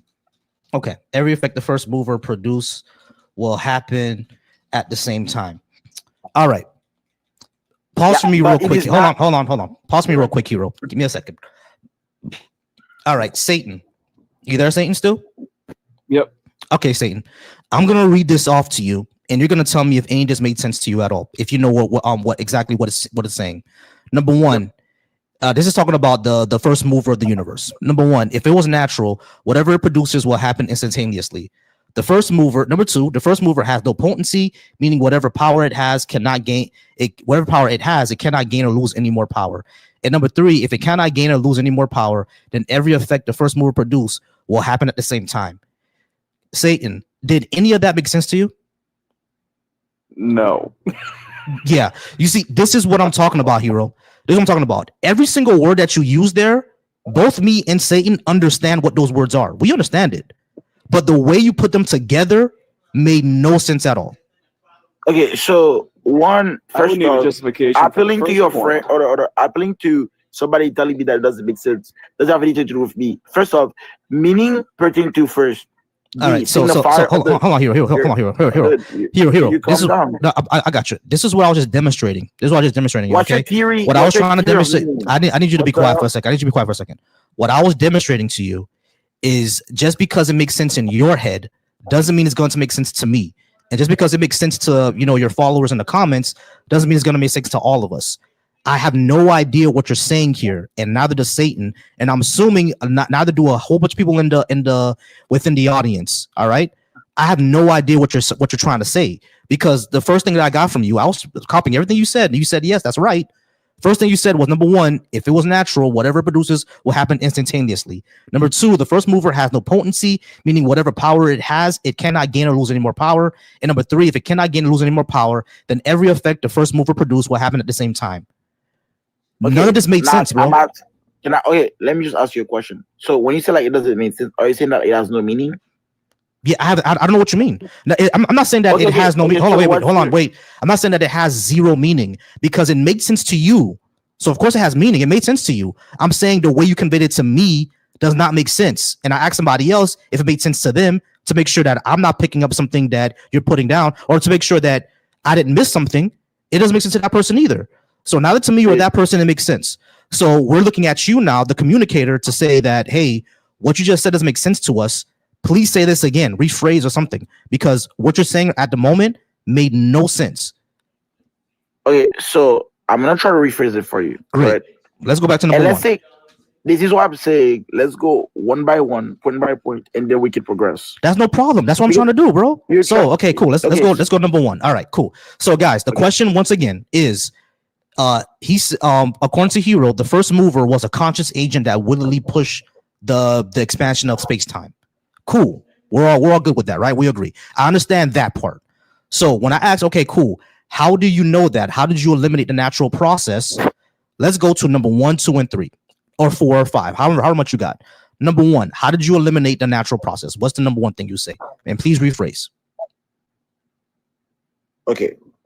Sorry. So the way we're gonna eliminate, right, is by looking at what do natural things, how do they produce their effects? No. We don't need to look at that. You're gonna eliminate the natural process. Wait, hold on, Hero. You're gonna eliminate the natural process. That's fine. You said that I'm gonna eliminate the natural process.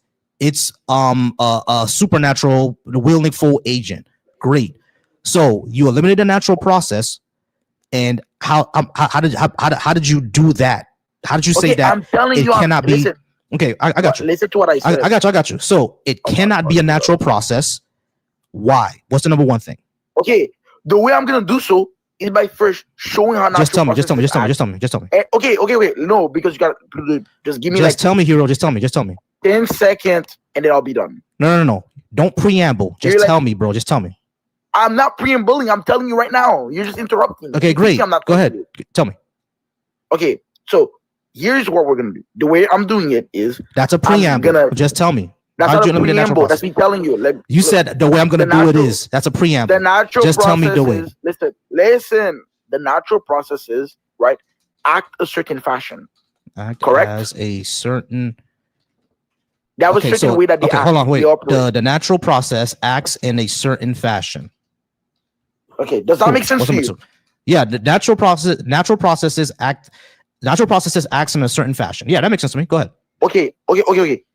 The fashion in which they act is whenever, right, they produce the effect is when the conditions are met for such effect to come about. Okay, so the fashion in which they act is in which whenever they produce, that's what you said. You said the fashion in which they act. You said number one, natural processes act in a certain fashion. Number two, the fashion in which they act is whenever they produce an effect. Was that correct? Whenever they produce an effect. Yeah, whenever they produce an effect, right? Is when the conditions are met. Right. Okay. For set effect. Let me finish. For set effect to come about. That seems like a tautology. Wait, I gotta read it again because that seems like a tautology. But give me a second. Not a tautology, brother. Not what a tautology is. All right. The natural process acts in a certain fashion. Natural processes acts within a certain fashion. The fashion in which they act is whenever they produce an effect is when the conditions are met for said effect to come about. Yeah. Okay. So the fashion in which they act is whenever they produce an effect is when the conditions are met for said effect to come about. Okay. I think I can understand that. Go ahead. Okay. Now, as we already stated, right, the first mover has no potential. The first mover has no potential. Cool. Meaning the conditions are always set for it to bring about any effect. Always set. Okay, cool. I think we're having a problem between number 3 and number 2 and number 3. You said natural processes act in a certain fashion. The fashion in which they act is they produce an effect when the conditions are met for said effect to happen. The first mover has no potential. Actually, there wasn't any problem. All right, you're right. The first mover has no potential. All right, cool. Meaning the conditions are always set for them to produce an effect. Yeah. Set for it to produce an effect. Okay, cool. Right. Natural processes act in a certain fashion. The fashion in which they act is whenever they produce an effect is when the conditions are met for said effect to come about. The first mover has no potential, meaning conditions are always set for it to produce an effect. There seems to be an issue here, but I'm not as philosophically philosophically knowledgeable to say what the issue is. Hold on. I think there's a problem here, right? But I don't have the philosophical language to explain it. When you say the first mover has no potential, meaning the conditions are always set for it to produce something seems wrong there. That seems funny, but well, I'm not gonna hold on to it. There's no reason for me to do that. We're just gonna go ahead and move on. What's the next one? If you think that there's an issue, I can formalize it for sort of logic for you. No, you don't have to do that. Just move on to the next one. All right. So, what was it? Okay, but we observe that every effect, right, does not come about at the same time.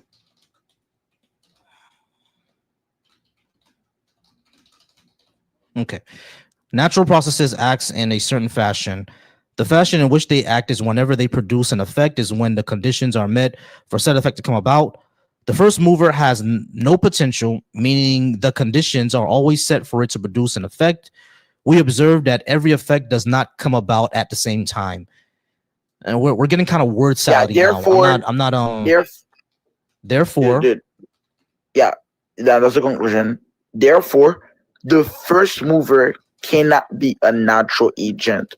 Now, the derivation from that is gonna be that like a proof by contradiction.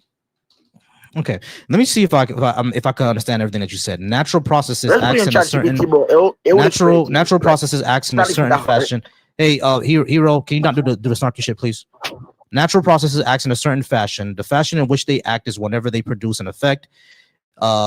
Whenever they produce an effect is when the conditions are met for said effect to come about. The first mover has no potential, meaning the conditions are always set for it to produce an effect. We observe the effect. Every effect does not come about at the same time. Therefore, the first mover cannot be a natural process. You just wait, ChatGPT, bro. I'll explain to you. It's okay.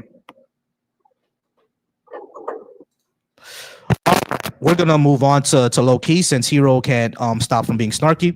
All right, Hero. Low key. How's it going? Are you over 18? And can you give me a good reason to believe in a God? Yeah, I'm over 18, but I got a quick little question. Why you like made a post or you made it live for people to come on here, but you seem frustrated when people make points? Now, I'm not frustrated when people make points, but if you interrupt or we can't get clarification, then I'm gonna go. Then yeah, we could get frustrated. Not only that, if you start insulting me, I'm going to go ahead and insult you back. You see, the entire time Tom was up here, I didn't insult him once. I didn't say anything about him. But the moment you start calling people names, I'm gonna have a problem. The reason why you said the time before people off, telling them to shut the fuck up and all that. Yes, because if I'm talking, you shut up. You can't say that like that, man. They just it's up here trying to talk. But they're not. They're being snarky. They're being insulting. So I'm gonna be aggressive and tell them to shut the fuck up. I can be in here. I can be up here. I can be up here and have a nice conversation with somebody. Like the last person. We were having that good conversation for like the last 10, 15 minutes, right? Until I was telling him that, hey, listen, the way you put your words together don't make sense to me. And then he got snarky. Just because something makes sense in his head doesn't mean it's gonna make sense in my head. So the only thing I say is like, listen, I don't understand what you mean. Can you rephrase that? You don't have to get snarky. You don't have to do any of that. Just rephrase. That's all you got to do. Right. That don't make him wrong either, though. I hope you know that. It's not about him being wrong or not. I'm just asking him to rephrase his what he's saying because I didn't understand it. If you get snarky about that, then move the fuck on. We don't have to be snarky up here, bro. I can have a conversation with anybody. I've had conversations with people who told me that they believe that black people have low IQ. I have a conversation with them. Like I can have a conversation with anybody. It's not hard for me to do so. But when you become rude, when you become snarky, when you try to cut me off, when you try to boliviate all over the live and try to like steamroll it, then yeah, I'm gonna have a problem. The dude before that was having a pretty quick conversation before you got frustrated. Told him to shut the fuck up. Which one? The dude right before the last dude that was up here with Daxon. Thomas? I don't even know if he's still in here. Yeah, my man Thomas. Yeah. No, he was getting rude. He wasn't getting rude, man. Yes, he was. You just getting your feelings though. Are you gonna sit here and glaze him, or are you gonna move on, bro? Why you had to say glazing, bro? I was gonna move on, but I ain't glazing. I'm just telling you what happened. Like, yeah, and in your opinion, he wasn't being rude, but for me, he was being rude. When you do the snarky shit, it's rude. When I say, hey, I didn't understand what you meant. What did you mean by that? And you guys start going, don't do that. That's all I was asking him to not do, and he kept on doing it. Is it polite for me to say that, hey, can you not simply do this and we can move on with the conversation? And if you keep doing it, doesn't that make you a rude person? The first time you told him that, you didn't say all that. You just told him to shut the fuck up. No, I said shut the fuck up after he did all that. I said, Thomas, don't get snarky. I said, Thomas, can you do me a favor and not do the snarky shit? I'm saying I think you could benefit. Okay, hold on. Did I low key? Did I not say, hey, snarky? I mean, I said, hey, Thomas, can you just not do the snarky shit? I told him that, right? No, I asked him that, right? No, you said that, but before exactly. That, so I said that, and then he kept on doing it, and then I told him to shut the fuck up. No, you said shut the fuck up before that. I heard no. I said don't do the snarky shit, and then he kept on doing it. In the comments. So then I told him to shut the fuck up. Do me a favor, low key. Can you argue what you're arguing and not bitch about everybody else? Let's just talk about what you want to talk about. I'm not bitching, gang, but all right. You said previously in this live, you said you don't. You said miracles are not real, right? That's what you said, something like that. I don't believe in miracles. No, I will believe in a miracle when a faith healer goes to St. Jude Hospital and cures every child of cancer. If that happens, I'll believe it. Do you know what the definition of a miracle is? Magic, basically. No, it's not. Nah, I'm saying, do you know what the actual definition of a miracle is? No, not on top of my head, but I have an idea. You got Google right in front of you. Go ahead, Google it. Why don't you tell me? Just Google it for me, gang. It's going like, you know. No, you can just tell me. You probably already done searched it. No, I didn't search it at all. You could tell me. Just tell me what you think a miracle is. Go ahead. Do you watch sports? I watch sports. You've never seen a sports miracle happen? Casually, I watch sports. So you wouldn't be able to see. So you've never seen like a sports miracle happen, a team that was like supposed to lose, maybe got like defied odds, that sort of thing. Well, yeah, of course. Like, there's the Hail Mary play in football, and sometimes it works, sometimes it doesn't. You know what I mean? So it's like, yeah. So yeah, we've seen where teams, like we've seen NBA teams come back from a 3-0 lead, right? Where the other team is winning them 3-0 and they come back and beat them in the finals. Like that happens, sure. But I'm not sure if that's a miracle, because sports doesn't operate off the supernatural. Sports operates off of something that's physical, right? Unless you're saying that, you know, in the Super Bowl between, I don't know, like the Tampa Bay and the 49ers, you know, someone threw a football and instead of it, you know, like it, I don't know, I'm not explaining it, but like sports are based off stuff like that are more physical. The reason they call them a miracle is that it was unlikely for one team to beat the other team, but that was that's kind of the premise of a miracle, though. Like, so something that's unlikely, huh? Something that's unlikely. Yeah, miracles unlikely. Yes, a very unlikely circumstance. A very unlikely circumstance. Okay, so like me getting a job, is that unlikely or is that likely? It would depend on a various amount of factors. Like what? A little more less vague. Say like what? Like what? Yeah. Qualification. Okay. No, you're right. Okay, so me becoming a lawyer when I went to school for mental health counseling, that would be unlikely, right? I don't know if I would consider that unlikely. Nah. Okay, I didn't go to school for law. I went to school for mental health counseling. So if a law office hired me on to be a lawyer, that would be unlikely, correct? Did you take a bar exam? You have to take a bar exam to be a lawyer, correct? So it would be unlikely if a law firm hired me, it would correct? Be impossible. There we go. Cool. It would be impossible. All right. So would that be a miracle if something like that happens then? No, like I get what you're trying to say, but like no, it's literally, you can't do that. It's impossible. Like you have to take a bar. Humor me and said that it did. Would that be a miracle or would that be something that's a mistake? It wouldn't happen. That's what I'm trying to say. Is like humor me and let's pretend that it did happen. Would you call it a miracle? Would you call it a mistake? How is that gonna happen if you didn't if you passed the bar exam? My guy, low key. Listen, all I said was humor me and let's pretend that it did happen. That's all I said, bro. Just humor me, pretend that it did happen. Would you classify it as a miracle or a mistake? If it did happen, it wouldn't be a miracle because that means you went to school for X amount of time and you passed the bar exam. Low key. Listen to what I'm saying to you, bro. I'm just asking you about my. Listen to what I'm saying to you. Listen to my hypothetical.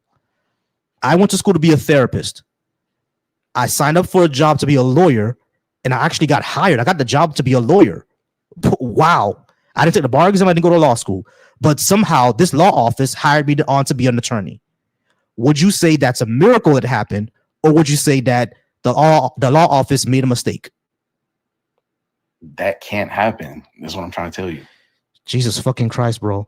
I'm not sure if you're understanding this. I'm just asking you to humor me and let's pretend my scenario happened yesterday. That's all I'm asking you, dude.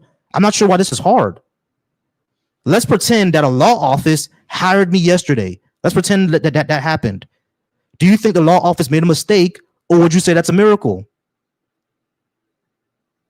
The office probably, like, if they hired you without, if you didn't, okay, so if you got hired as a fucking lawyer and you didn't pass a bar exam and you didn't go to school to be a lawyer, that would be a mistake on their part. That's a mistake, exactly. So that's all we're trying to parse out. Because when you say that a miracle is something that's unlikely to happen, how do we parse out that from a mistake? That's all I'm trying to say, bro. Because a mistake like that, hold on, listen. A mistake like that is unlikely to happen. So under your definition of a miracle, that mistake would be a miracle. So what I was trying to show to you is that your definition of what a miracle is kind of like lacking in nuance. See what I'm saying? We gotta get more and more specific than that, right? It can sometimes be both though, like a mistake and a miracle. It can be two. They don't have to be one or the other. It can be one. It doesn't have to be one or the other. It can be both. All right, cool. So the question that I'm asking you is, what do we do to parse it out? How do we differentiate between something that was a mistake, something that was lucky, and something that's a miracle, because these are three different words. So what do we do to part? What happened to low key? What happened to low key, y'all? I didn't drop him. They wanted the Moss drop him.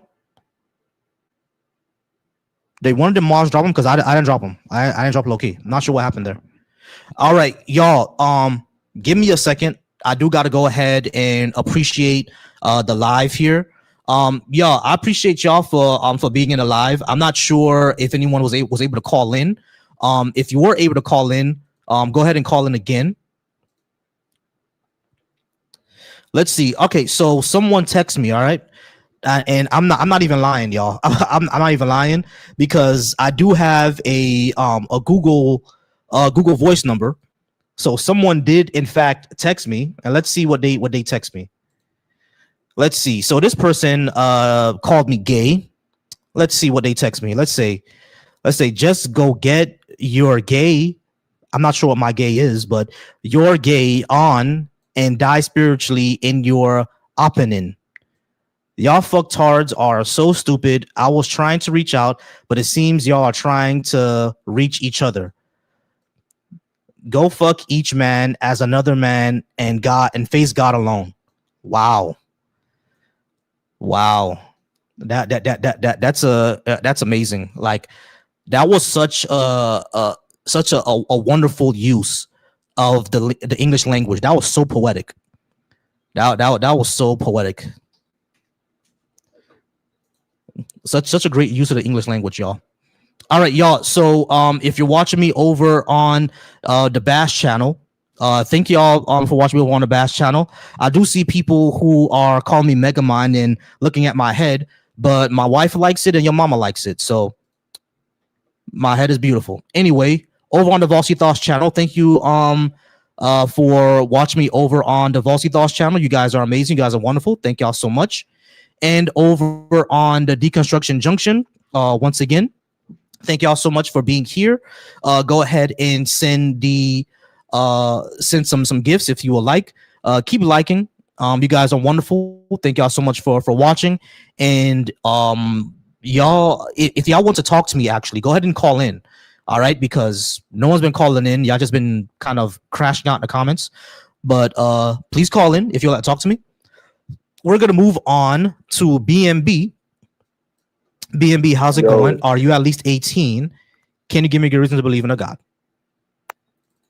Alhamdulillah, that's good. And no, I'm not 18. I'm 16. I was the one that debated you before yesterday, remember? Gotcha. So yeah, we can't have anybody below 18 here. I do apologize. I'm sorry. Go ahead and come back in 2 years, I guess. All right. Black's Lean? Is that your name? Yo. What do we call you? I Black X Lean. All right, make it shorter. To the Matata. You ready for my point? All right, we're just gonna call you Black. All right, Black. Are you at least 18? And do you think you give me a reason to believe in a God? 26. Do you think you give me a good reason to believe in a God? I think I can. All right, what's that reason? I'm gonna state something and then I'm gonna make the point. I think me and you, to a degree, are the same. I'm not religious. I do believe in more science than religion, but I do come to a fault, and I'll ask, who do you think created the universe? I don't think there was a who. So what do you think happened? I do believe in evolution, but who created evolution? I don't think evolution is a process. There's nothing to be created from it.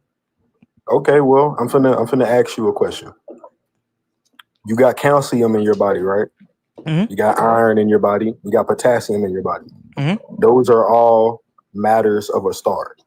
Sure. If you don't know, if you speak to, if you understand science, astrophysics, we are made of stars. Yep. We are one of sun, etc. So with that being said, and you agreeing, I mean, who do you think created those properties? I don't think there was a who again. Okay. Because like the thing is, you're kind of putting the cart before the horse. You have to show that there's a who that creates these things before you said that they're the ones who made it, right? Okay, no, continue. I'm listening. Or you just kind of just feel like it just ends there? Like I kind we'll of just feel never know. that it kind of ends there because because you're asking the question who created these things, right? But you're assuming there's a who in the first place. You would actually show that you need to show that there's a who first in order for you to say that that's the one that created it. You just can't say, oh, something must have created who created it. Like it's you're assuming the who, like you're putting the cart before the horse. Okay. So then I'll ask this question then. So how did you come to, your resolution? What made you come to because I know what made me denounce religion. Mine was more historical, racial history, from that point. And then I kind of dwelled into science. It seems you probably are more I'm the guy science. that. Give me a second, Black. All right. No, hey, fuck you, how's it going? motherfucker. How's it You going, tough fucking guy? nigger. You Yeah, want to how's it fucking going, fight? tough guy? Yeah, I'll fucking fight you anywhere, yeah, we'll motherfucker. fight. Yeah, we'll fight. All You right, tell me the place, we'll fight. motherfucker. Yeah. Let's Tell me the fucking place. meet me in Atlanta, bro. You I'm in fucking Atlanta. asshole Democrat demon motherfucker. I'm in Atlanta. You can come to Fuck Atlanta, you. right? Fuck you, you fucking Can you come to coward. Atlanta? You No, come to Atlanta. fuck you. Okay, yeah, Face sure. me now or Yeah, Atlanta. fucking don't ever. Yeah, you fucking coward. Atlanta is a nice place to go, bro. We can go to the 4th Ward. You want to I'm go to the 4th Ward of gonna fucking Atlanta? kill you. Let's go to the 4th Ward of Atlanta, bro. Yeah. Anyway, so yeah, Blacks. All right. So yeah, so that the way I came to my conclusion is that there's really no way to show that it's true, like any gods or anything like that. History, like you said, racial issues, like you said, those are some of my issues. And not only that, I don't need to believe in a god for me to have morals or purpose or drive or anything like that. No, for sure. I wanted to see, how far, if you'd bend on your idea, when it comes to, I guess I would say per se science. That's probably the only way you really could move the needle on that idea. Like I said, with the racial stuff, that religion is white people teaching other people something to get something out of other people. Mm-hmm. So, once I got old enough to understand that, whatever, but okay, yeah, for sure. Yeah. So, what do you think a good reason to believe in a god is? I think that's a good follow-up. I asked my mom that because, that was one of the people that was kind of devout. And when I was young, I told her I was done with it. It's a faith thing. Mm-hmm. People just really need something to hold on to. It's a motivation thing as well. Some people actually need something to like, for example, you said morality. You said you don't need religion to tell you not to do something good or bad. Mm-hmm. Some people do.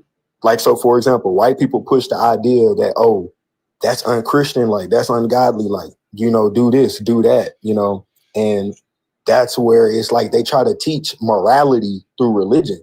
But it's you can't do that because religion is something that is a tool that's forced onto people. They literally have, journals and books saying that we're gonna use religion to control. Hey, tough guy. How's it going, tough guy? To accept, press 1. To send a voicemail. Hey, tough guy. How's it going, tough guy? Good. Are you good? Yeah, I'm really good. Yeah, I'm really good. I'm fine. How are you, tough guy? Better than you, probably. No, I think I'm way better. Weren't you the guy that was just texting me? Yeah, I was trying to tell you, use your common sense. And why weren't you? Yeah. So you said that you're gonna kill me. So when are you gonna come? Kill me? Well, I did after you said yeah, what you said. Come to Atlanta, bro. I'm in Atlanta.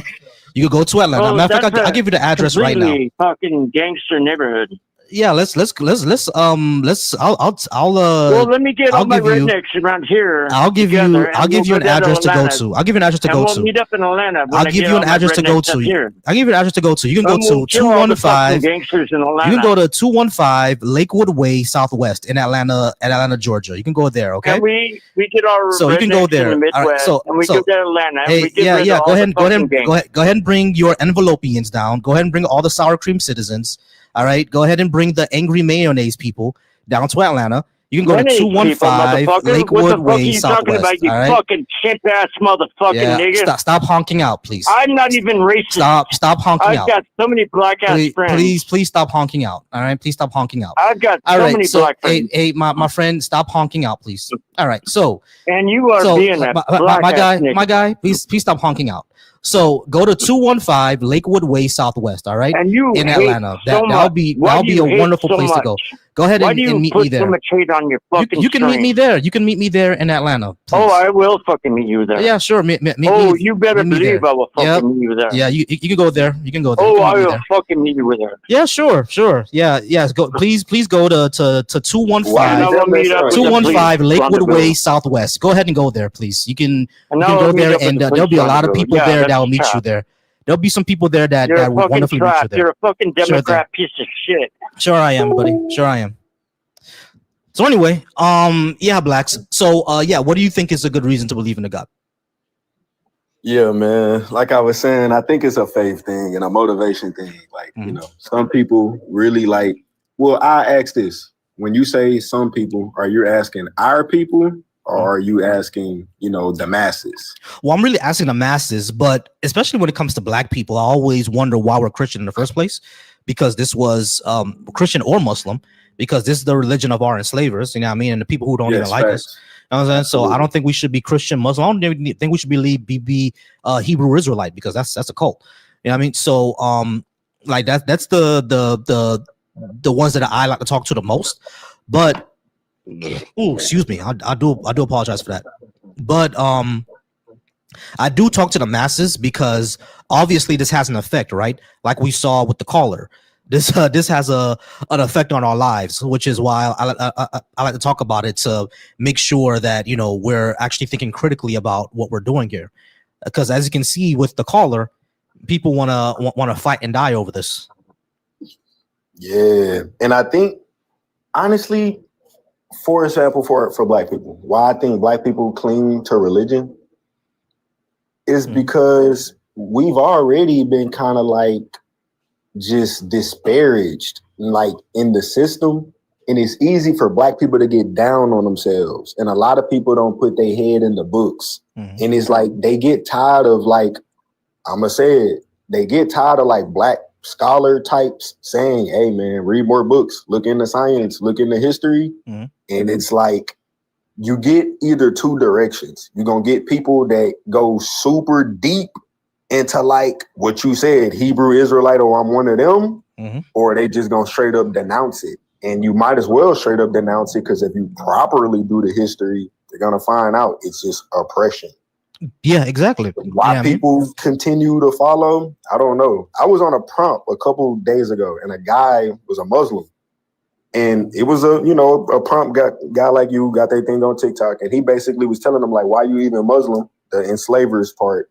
And then he hit him with the fact that whoever is like Muhammad in that Quran, he's a pedophile. Like he had a dream of like a 6-year-old kid. And in that dream, he's telling them, you know, to have your way and, you know, marry. And it's like, kind of like, you know, how the Bible has Genesis and Corinthians, whatever the Quran has, it was in one of those sub verses. So it's like, it's just people just need to adopt intelligence, bro.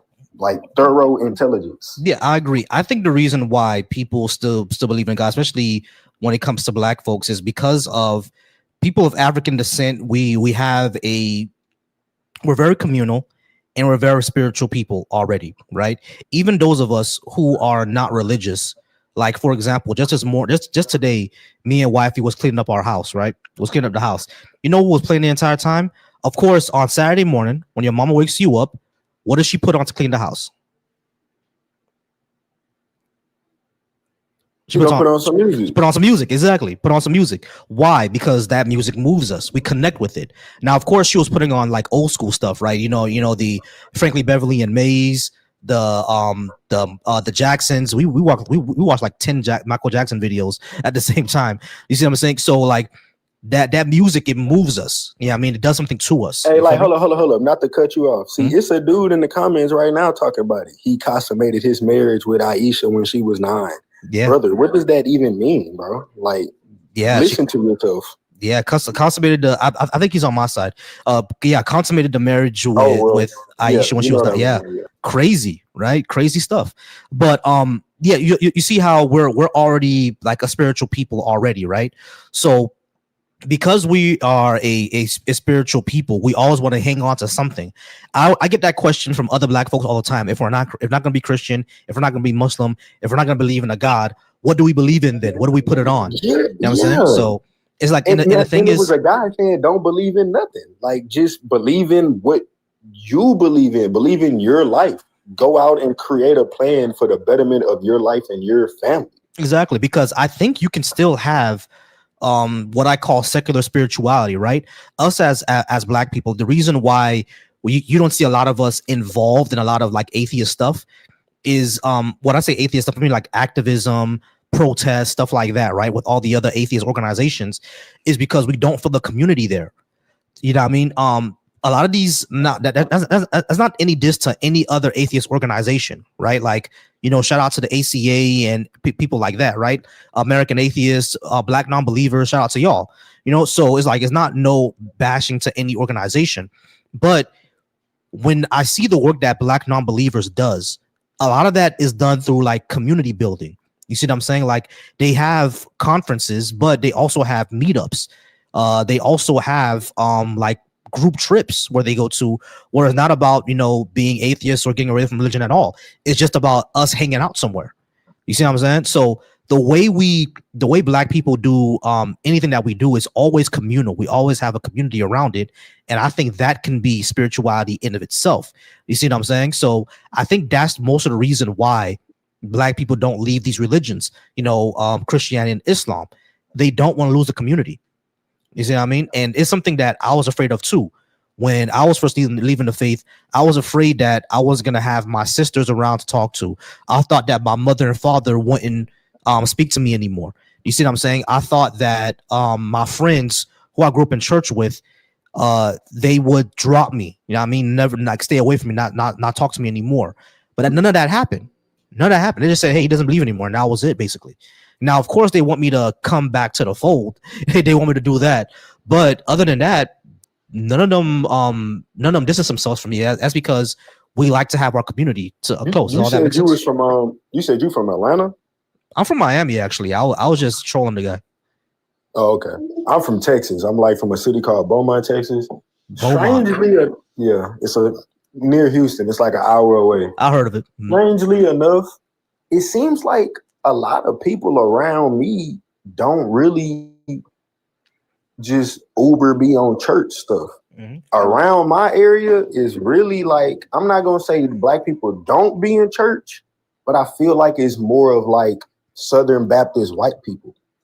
And I think another reason why black people get into that religion is just a very stupid reason, but because other races participate in it.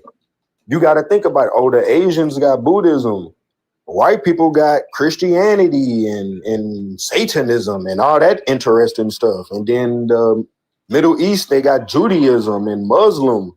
And then they sit and think, well, what do we have? And it kind of ties into what you said, like always trying to hold on to something. Right. Sure. So that's usually what it's all about. But hey, blacks, definitely come back any time. We can definitely talk some more, and I appreciate you being here. All right. For sure.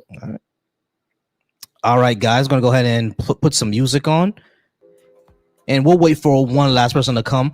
All right, guys. So it seems the dude who was super mad at me and say that he wants to fight me and say that he's going to kill me, basically.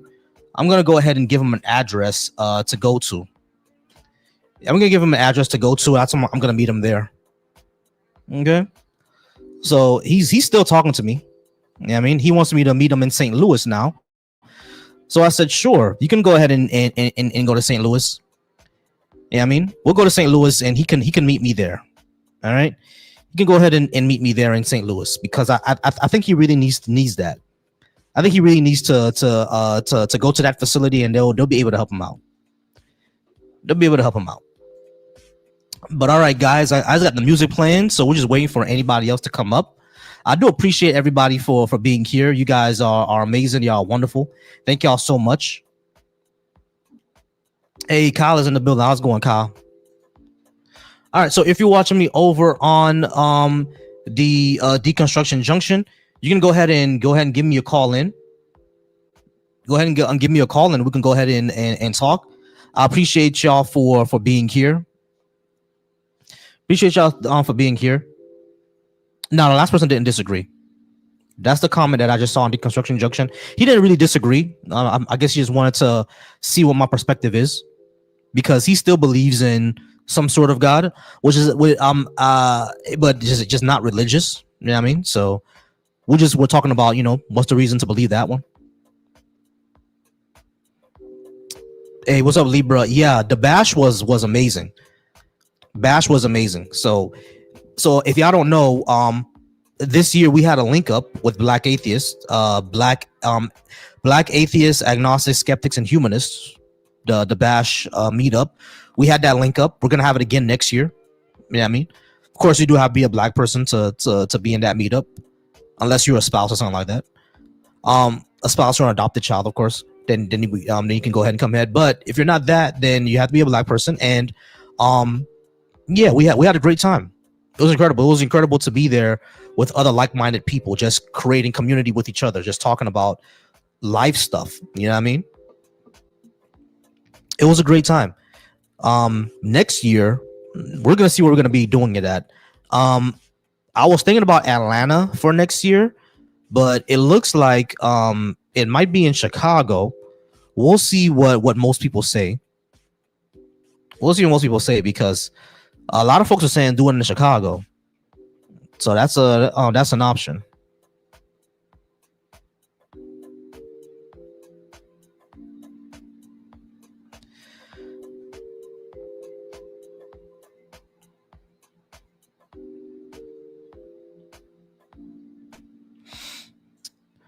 All right, y'all. So I'm still here, and we're gonna give it like maybe a few more minutes before I go ahead and get out of here.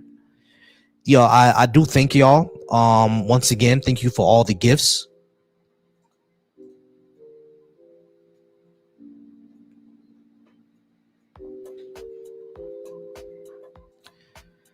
Yeah, Jesus Christ. So this guy is still going on. All right. The crazy man who wants to fight me for opinions on the internet, he's threatening my life. He's still going on and on and on. So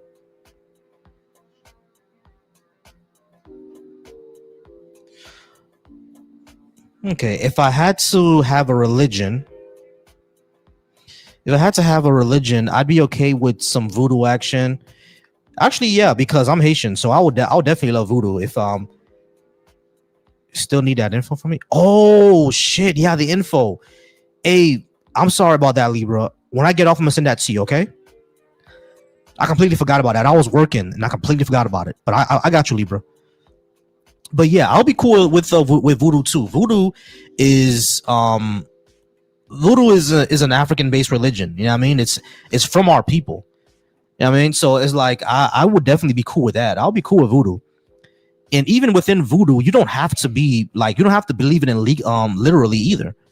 Like it's not something that you have to take on literally. You can take it on as a metaphorical thing. Yeah, I mean, like Shango could represent like the spirit of virility and masculinity and stuff like that.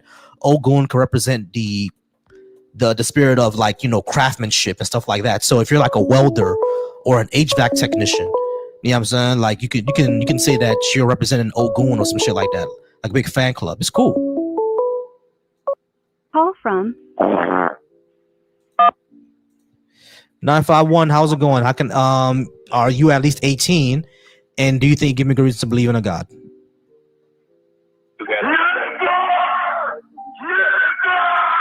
Okay, it's one of those. So anyway, y'all, these like we get like these idiots like this who call in because like they're for some reason they like to like blow their voices out, just yelling at another black man for some reason. Like they love to do that. And what I always tell them to do is that they can go ahead and get off their cuck fantasies by just going on Pornhub. Now, I mean, go on Cornhub. There's plenty of black cuck fantasies over there. You know what I'm saying? So they can go over there and watch big black dudes plow little white girls and get off their cuck fantasies. It's not very hard. You know what I mean, it's not very hard.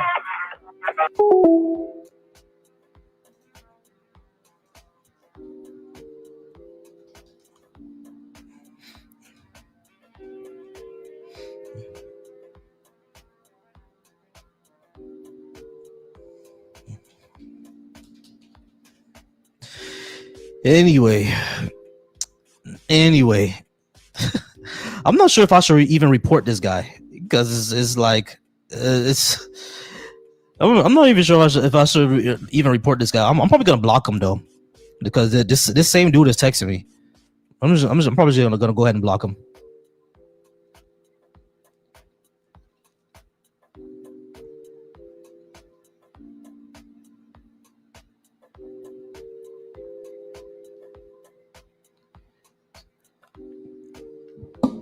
I see someone in the deconstruction junction.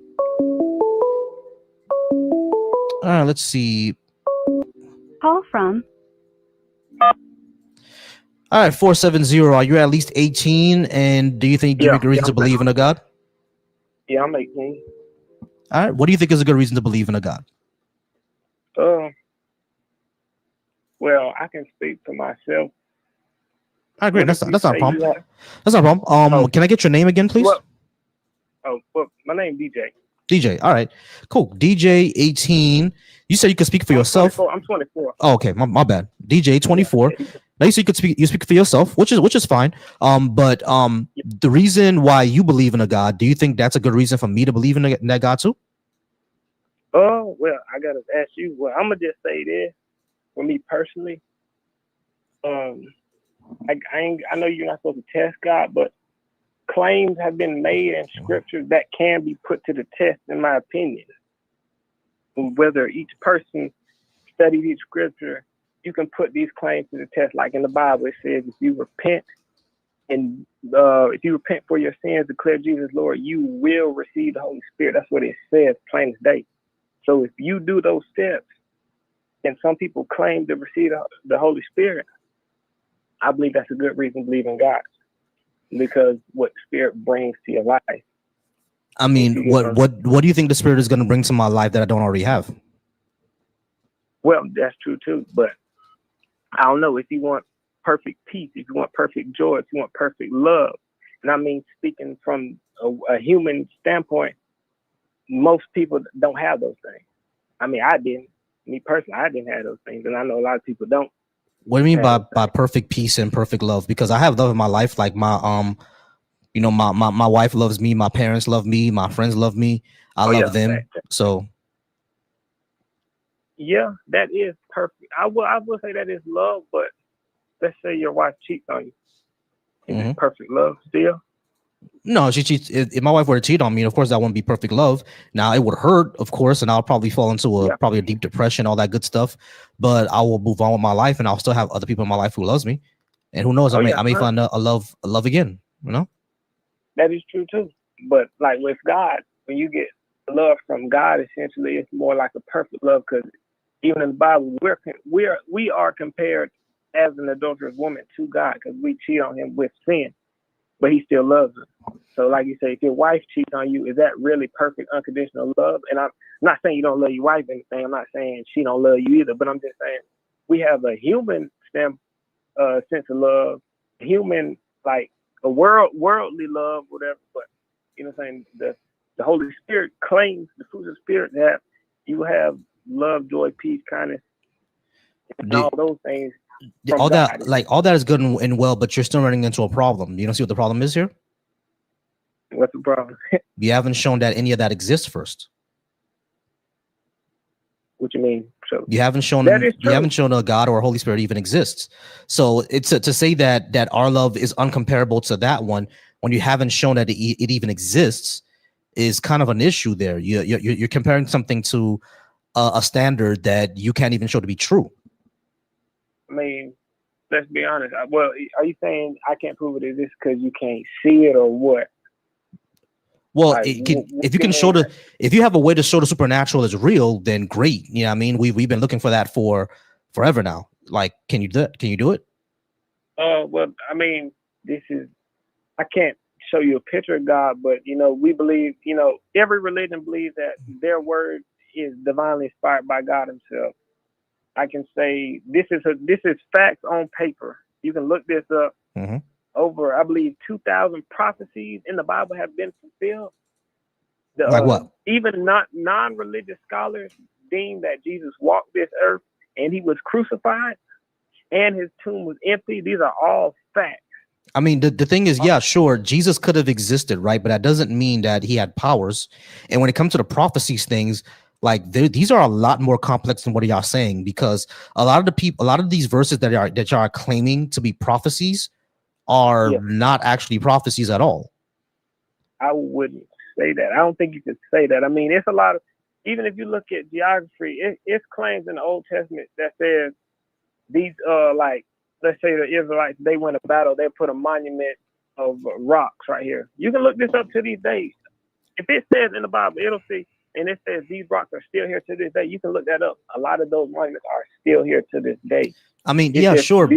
There are monuments still up to this day. Like, for example, the Greeks had monuments, and we could still go to Greece and see them, but that doesn't necessarily mean that's a prophecy. They're just standing for a long time. Like, and what I'm trying to get at is that when people came to that Jesus fulfilled all these prophecies or whatever, and we actually examined them, you would see that some of these prophecies He actually didn't fulfill, and some other prophecies are not actually prophecies. They're just stories. You know what I mean? And people take them as prophecies because it sounds really, really close to Jesus. And that's not really how that works. What you mean? Wait, what? Okay. When people say that Jesus fulfilled all these prophecies, and you look into the prophecies, actually, Jesus fulfilled the prophecy. All right. Well, he was a fulfilled prophecy, though. But that's the thing. What prophecy is there of Jesus? Would you happen to know one? The prophecy? Well, I mean, you can take the one in Isaiah where His birth was prophesied. That's exactly what I meant. Okay, so this is what I mean, DJ.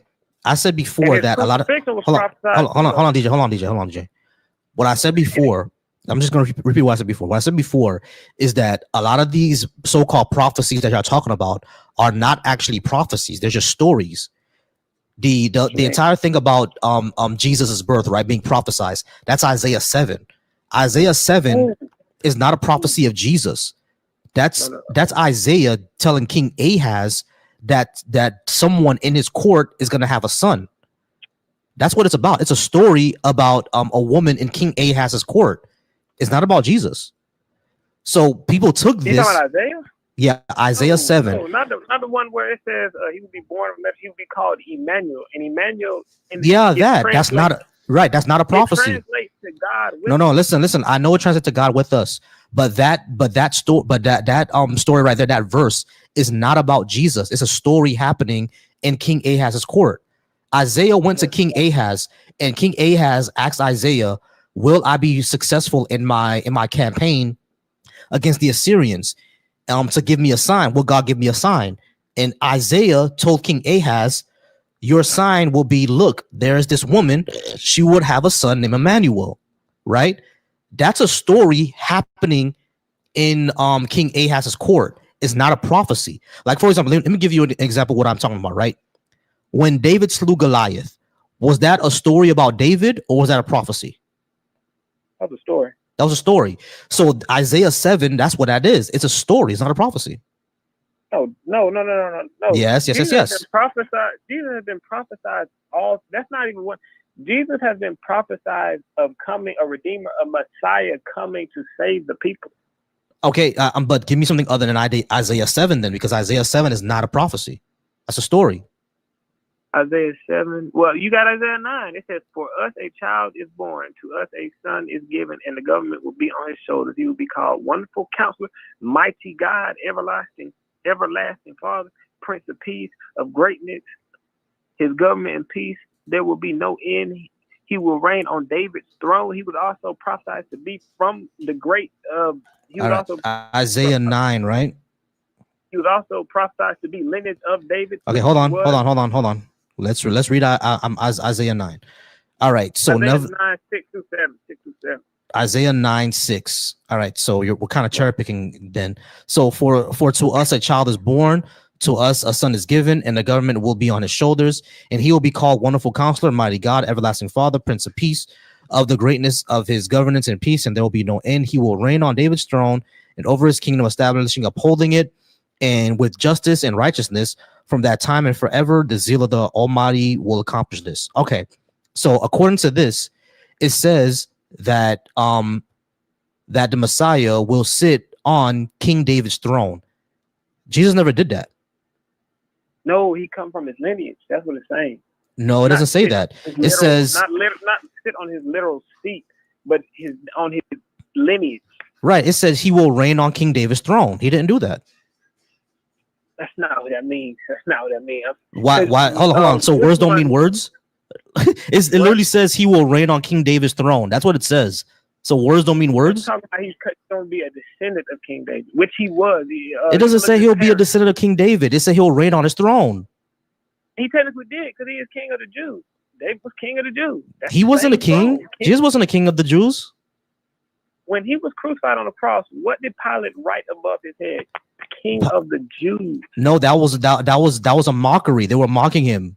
He didn't make him king of the Jews. But guess what? When he rode in on the donkey, what were they saying? He was the king of the Jews when he rode in on the donkey. So riding in on a donkey makes you the king of the Jews? But do you know what I did when I was 3 years old? Hey, so he rode on a donkey into Nazareth, right? And guess what the people were calling? Wait, hold on. Let's just answer this question. So Jesus rode in on a donkey into Nazareth. Is that correct? Yeah. Okay. And you say this is what makes him a Messiah? No, what makes him Messiah is he died for the sin. All right. All right. So let me ask this. So you're saying that that's a prophecy that Jesus fulfilled, was riding into Nazareth on a donkey? That actually was a prophecy. Okay, cool. So hold on. Wait. Hold on. So that was hold on. Wait. Hold on. So that was a prophecy. Let me look. Okay, hold on. Wait. Hold on. DJ. Give me a second. Okay. So he rode on to Nazareth on a donkey, and that was a prophecy, and he fulfilled that prophecy. You know who else fulfilled that prophecy? I did. I also fulfilled, yes, because guess what I did when I was 3 at my daycare center? I rode a donkey, and guess what my daycare center was called? Nazareth. It was called Nazareth. You know what I'm saying? I pass by it every time I go back to Miami. It was called Nazareth. You know what I'm saying? So according to what you're saying here, I fulfilled that prophecy. You're not gonna worship me, are you? So I ain't like that's actually insane that you think that. But but that's what that's what I'm trying to say though. When we're saying that, you know, Jesus fulfilled this prophecy, the one you gave was a story. Another one you gave had nothing to do with have him. What the other one you gave was not a prophecy; it was a story. Another one you gave is about the king of the Jews actually reigning over Israel, and Jesus didn't do that. Another one you gave is about riding on a donkey into Nazareth, which I did. You know what I'm saying? So I think you just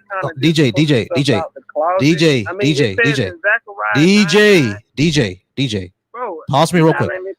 I'm gonna let you talk, but don't just rush into the next thing. Like, listen. Hold on, DJ. Give me a second. I promise you. Just don't rush into the next thing. Just take what I'm saying and process it and respond to that. Okay? So listen to what I just said. We went through some prophecies that you said that Jesus fulfilled. One of them wasn't a prophecy at all. It was a story. Another one he didn't. Bro, you gotta chill, bro. Listen to me. No, I'm asking a question. Which one did you say wasn't a prophecy? Isaiah 7. That's not prophesizing Jesus' birth. He was the only person born of a virgin. But the thing is, I mean, number one, we can't prove that to be true, and number two, that's a mistranslation that that Matthew gave. No, dog. See, you. No, hold on. Let me just finish. You have when no Matthew. To say that. Yes, I do. Yes, I do. In the Hebrew, that verse in Isaiah was about a young pregnant woman as well. It wasn't about a virgin. Matthew said it was a virgin because he mistranslated something. No, matter of fact, scholars said this too. You said, hold on. You said scholars have said that Jesus walked the earth, right? Scholars agree with that. Scholars also agree. Hold on. Yes, of course. Yeah, I agree. Scholars agree that he walked and he died. Scholars agree with that. What I'm saying is that scholars also agree that when Matthew cited Isaiah, he got the translation wrong. Scholars also agree with that. Who said that? The same scholars that you're talking about. I don't believe that to be true. I ain't gonna lie. I think you just made that up. You think I'm making that up? Yeah. Look up Dan McLennan. Do you know who Dan McLennan is? I think he's lost his mind. I'm not. What about Bart Ehrman? You know who Bart Ehrman is? I don't really care to know. I feel like you're just nitpicking. You're trying to pull. You can't. I'm not nitpicking, bro. DJ, I'm not nitpicking. There's no possible way that person can say Matthew made a mistake. How do they know Matthew made a mistake? Because they know the language, my guy. They know the language. When in the translation. Let me finish, bro. Let me answer you. Okay. Let me answer you, my guy. Let me answer you. These scholars, hold on, let me answer you, bro. These scholars, they know Koine Greek and they know Aramaic, and a lot of them know Hebrew. So when they look at the manuscripts of Matthew, and they see that the word that he used was virgin, but the word that Isaiah used was young pregnant woman, that's how they know that Matthew must have mistranslated something, because it's two different words. I'm not gonna lie though. Let's be honest. We're talking about the truth about Jesus. Do you think somebody who walked the earth with Jesus would know more about a scholar in this day and age trying to interpret something? That's the problem. That's another problem that you're having. Hold on. That's another DJ. That's another problem that you're having. Matthew, the disciple Matthew, didn't actually write the book of Matthew. We don't know who wrote the book of Matthew. But it's his account though. No, it's not. We don't know who wrote it. Bro. But it is his account. It's a historical document. No, it's not. We don't know who wrote it. It's completely anonymous. We don't know who wrote Matthew. It's 100% anonymous. You're assuming that is the disciple Matthew. Okay, Matthew. Okay, forget Matthew. The Apostle John wrote John. The Apostle John wrote John. Yeah. And he said the same thing as Matthew. He did the He said the exact same thing as Matthew. Wait, so hold on. So in John, they had to have the prophecy from Isaiah of Jesus being born of a virgin. Yeah, what? Okay, so you said that John said the same thing as Matthew. Their stories, none of the gospels contradict each other's stories. Yeah, they do. Yeah, they do. No, it doesn't. Yeah, they do. Hold on. I'll bring it up. Hold on. Yes, they do. Yes, they do. And because in Matthew, hold on. In Matthew, hold on. I'll show you a contradiction. In Matthew, it says that when Jesus rose from the dead, right? He also rose, walked through the town, and other dead people rose from the grave as well. That's what Matthew says, right? What verse was that? Let me find it. Give me a second. But this is what I'm saying. They're saying that Jesus died and rose again, and he is the way to salvation. Neither of them contradicted. He lived this earth. He was sinless, did miracles. He was crucified for his claims to be God, to be the Son of God. He was crucified for that. Yeah, because that was blasphemy. 3 days and rose again. Yeah, because that was blasphemy. What the gospel says in a nutshell. Well, hold on, bro. I understand that, right? But that doesn't mean that. Different if one of them. Bro, DJ, hold on, dude, hold on. Yes, I understand that the story remains consistent. He lived, he preached, he died, he rose from the dead. That remains consistent, right? The details do not, because in some of the books they have Jesus being they have the people of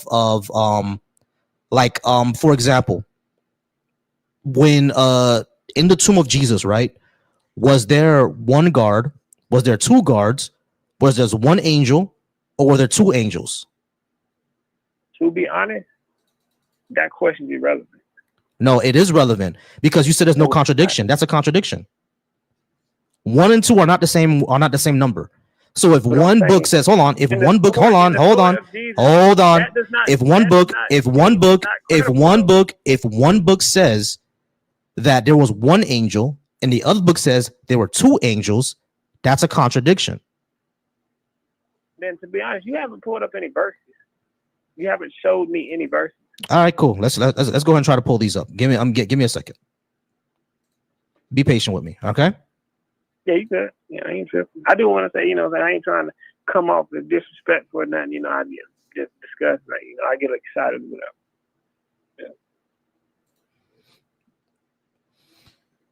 All right, give me one His second. indoctrination won't let him see logic. That's all it comes down to.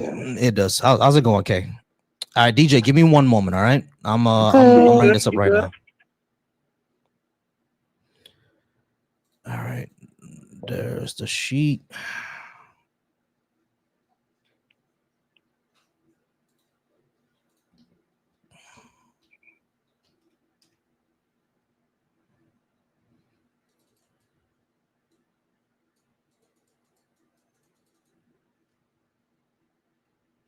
By the way, Volsey, that's what my face was like last night, right as I was getting off the live with you. Dope. You can still see like the pressed powder under my eyes. I told you I was doing my face while I was on the live last night. Yeah, give me 1 second. I just gotta find this this thing right here. I ain't gonna lie. I ain't trying to rush you or nothing, but we can talk about another point if you want. No, it's all good. I'm gonna bring it up. I do have another question. I want to see what you think about this. So, like, the claim when people say, you know, I'm a firm believer, life has to come from life in the first place, because that's just a law of nature, I guess. You think about it. Nothing dead can give birth to anything living. And then the complexity of this world and everything, I believe it has to have a creator. Think about all your organs. I don't think that just happens like with a snap. Like, that's me personally. And the Bible does a creator. I believe in a creator. Okay, gotcha. All right, cool. I finally found it. Okay, I finally found it. Okay, so in John Matthew 16, it says I'm sorry, I said John. I do apologize. I meant Mark. In Mark 16, in Mark 16:1, for example, these are contradictions of who actually went to go see Jesus. In Mark 16:1, it's Mary Magdalene, Mary the mother of James, and someone else named Salome. And Matthew 28:1 is Mary Magdalene and the other Mary, right? No mention of Mary the mother of James or Salome. And Luke 24:10 is Mary Magdalene, Joanna, Mary the mother of James, and other women. Those other women are not mentioned in Matthew, they're not mentioned in Mark. So you see how all these are issues, right? And in John 20, it was only Mary Magdalene. So you see how this would be an issue, correct? I don't think that's the issue though. Okay. In one book it says Mary Magdalene and Mary the mother of James and Salome. In another book it says Mary Magdalene and the other Mary. We don't know who the other Mary is. In another book it says Mary Magdalene, Joanna, Mary the mother of James, and other women. And in John 20 it says Mary Magdalene by herself. That's it. No one else. You don't see how all this is a problem? But it never in John 20, it never said Mary was by herself. Yeah, it does. It only mentions Mary Magdalene. No one else. It's verse 1 says, early on the first day of the week, while it was still dark, Mary Magdalene went to the tomb and saw that the stone had been moved from the entrance. They don't mention anyone else. So she came running. Hold on, DJ. You don't see the issue here? You don't see the issue here? In John 21, hold on, John. I mean, DJ, hold on, my guy. It only mentions Mary. If she wasn't by herself, why would John only mention Mary? In all the other passages, they mention other people with Mary. Why would John leave that out? John was written after. Hold on, John was written after after Matthew, Mark, and Luke. It was written after those. So why would John? Hold on. Let me finish. DJ. You guys stop interrupting. John was written after the other gospels. It was written after Mark, after Matthew, after Luke. Right. I get that. But okay, so why would John not mention the other people? Was Mary mentioned in the other one though? Yes, she was. But you're not understanding my point, man. Hold on. Let me talk. No. You're skipping over my main point here. You're skipping over my main point here. You're not getting what I'm saying. No. I get what you're saying because the other ones mentioned Mary. There's no contradiction. Yes, there is. Because John, bro, hold on. How is it not a contradiction? Let me ask you this question. Tell me if this is a contradiction. If I told you, hey, bro, yesterday I went to the store with my mom, my sister, and my wife. If I told you yesterday I went to the mom, my sister, and my wife, and then so I go to another person and say, yo, bro, yesterday I went to the store. The person that I spoke to, hold on. The person that I spoke to, are they going to assume that I went alone or that I went with other people? One's just less detailed than the other. It's not a contradiction. You didn't answer my question. You didn't answer my question. You didn't answer my question. Are they going to assume that I went alone or are they going to assume that I went with other people? They'll assume you went alone. Exactly. Now, if they found out later that I told, hold on, if they found out later that I told you that I went with two other people, are these the same story or are they different stories? It's the same story. No, it's two different stories because there's two other people there. That's a different story. You said I was cherry picking verses, but if you continue reading down throughout the whole story, all their stories align about what happened though. No, they don't. They don't align, bro. You're talking one might be. You're pulling a little detail out of one. You're taking one grain of salt out the bunch, but you're missing the whole picture and all their stories align, saying that these people went to the tomb and they found it empty. But you're missing a detail whether a name of a person wasn't missing because you're trying to nitpick essentially. I'm not trying to nitpick, bro. There's still more problems. That was just one DJ. That was just DJ. You're saying I'm being nitpicky, but that was just one problem. There's more. There's more, bro. That's not the only one. Hold on. Remember I told you that's not the only one? That's not the only one. There's also the time of day that they went. There's also who did they see inside the tomb. There's also who did Mary tell. There's also if Mary Magdalene was even the first witness. There's lots of there's more, bro. But keep it a buck. Let me ask you this.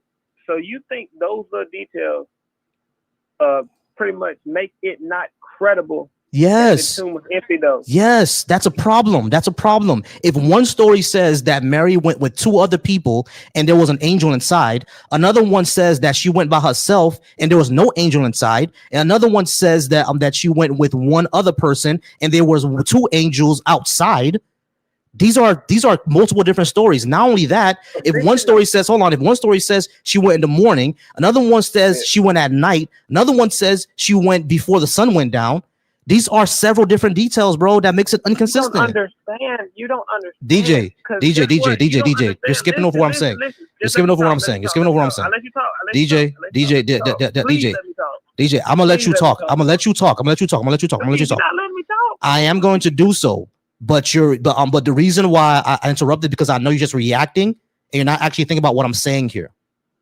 I hear you. I promise you, I hear you, bro. I really do. But you're not understanding the seriousness of this. Okay. There is no seriousness. That ain't gonna exist. Probably didn't even exist. What's the seriousness of this? But I'm telling you this: if these four people were right about it being an empty tomb, that means he is God. No, it's not. Fact. No, it's not. No, it doesn't, bro. No, it doesn't. Listen. No, it doesn't, bro. You're cutting me off now. You're not letting me talk. See, I'm trying to talk. This is the one simple fact that proves his identity of him defeating death. This simple fact, whether if he rose, and the fact that you're nitpicking about, this person comes, you're missing over the whole point. Where the four people literally said they went to the tomb and they found the empty tomb. And if they are right about that part, my God is real. It's that simple. DJ, Okay, DJ, hold on. You can DJ, listen to my question. How do you show that's actually true? Me personally, I have a testimony. I know you don't believe. I'm not asking about your testimony. I'm not asking about your testimony. I'm not asking about your testimony. Jesus rise. Hold on, DJ. Listen to me. Jesus rising from the dead. That's not something that you can show to be true through your own personal testimony, because the nigga died 2000. Hold on, bro. Hold on. The nigga died. Hold on. Come on, bro. He died 2,000 years ago. Let me just finish. He died 2,000 years ago. Your personal testimony is not enough to show that him rising from the dead is actually true. A story in a hold on, bro. Hold on. A story in a book doesn't show that to be true.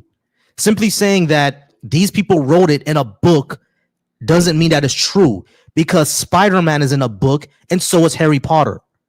You can't say, hold on. You cannot, hold on. Bro, I already let you, excuse me, I already let you talk, and you already said DJ, you already said your point. You already said your point.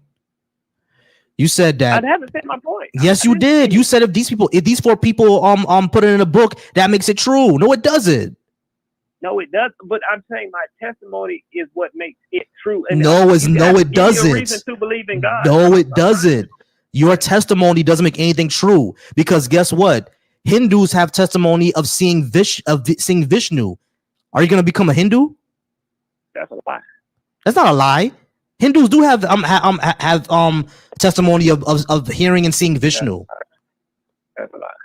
DJ, are you really going to sit here and tell me that I'm lying to you? No, I'm saying. DJ, you understand? Hold on, DJ, wait. Listen. You said your testimony makes it true, and I just brought up the fact that another religion, they also have testimony of their gods, and you're saying that these people are just lying? How? I gotta hear I have to hear it, but I don't believe it. Talk to Hindus, bro. I'm trying to have you ever spoken to a Hindu person? What? Have you ever spoken to a Hindu person? No, but can I? So you can't say it's a lie. DJ, I'm gonna let you say it's a point. Hold on, okay. Give me a second. DJ, hold on, please. I want to have the conversation with you, bro, but you gotta stop reacting every time I say something. Just don't react. Actually think about what I'm saying here. I understand that you have to hear. Hold on, listen to what I'm saying to you. Don't say but, don't say and. It's a yes or no. Have you ever spoken to a Hindu person? No. Okay. So you've never spoken to one before. So if I've told you that I've spoken to at least 5, 6, 7 of them, and all of them had said they heard and saw their god Vishnu. What if your testimony is true? If Jesus is true because of your testimony, wouldn't that mean that Vishnu is true because of their testimony? No. Okay. Here's the problem. Why not? Because you're both going off a testimony.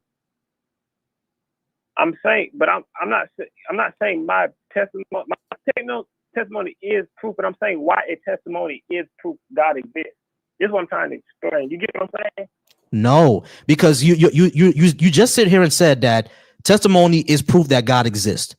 But the problem is that you only have testimony of your God. A whole nother religion has testimony of a different God. Per your own framework, theirs will be true too.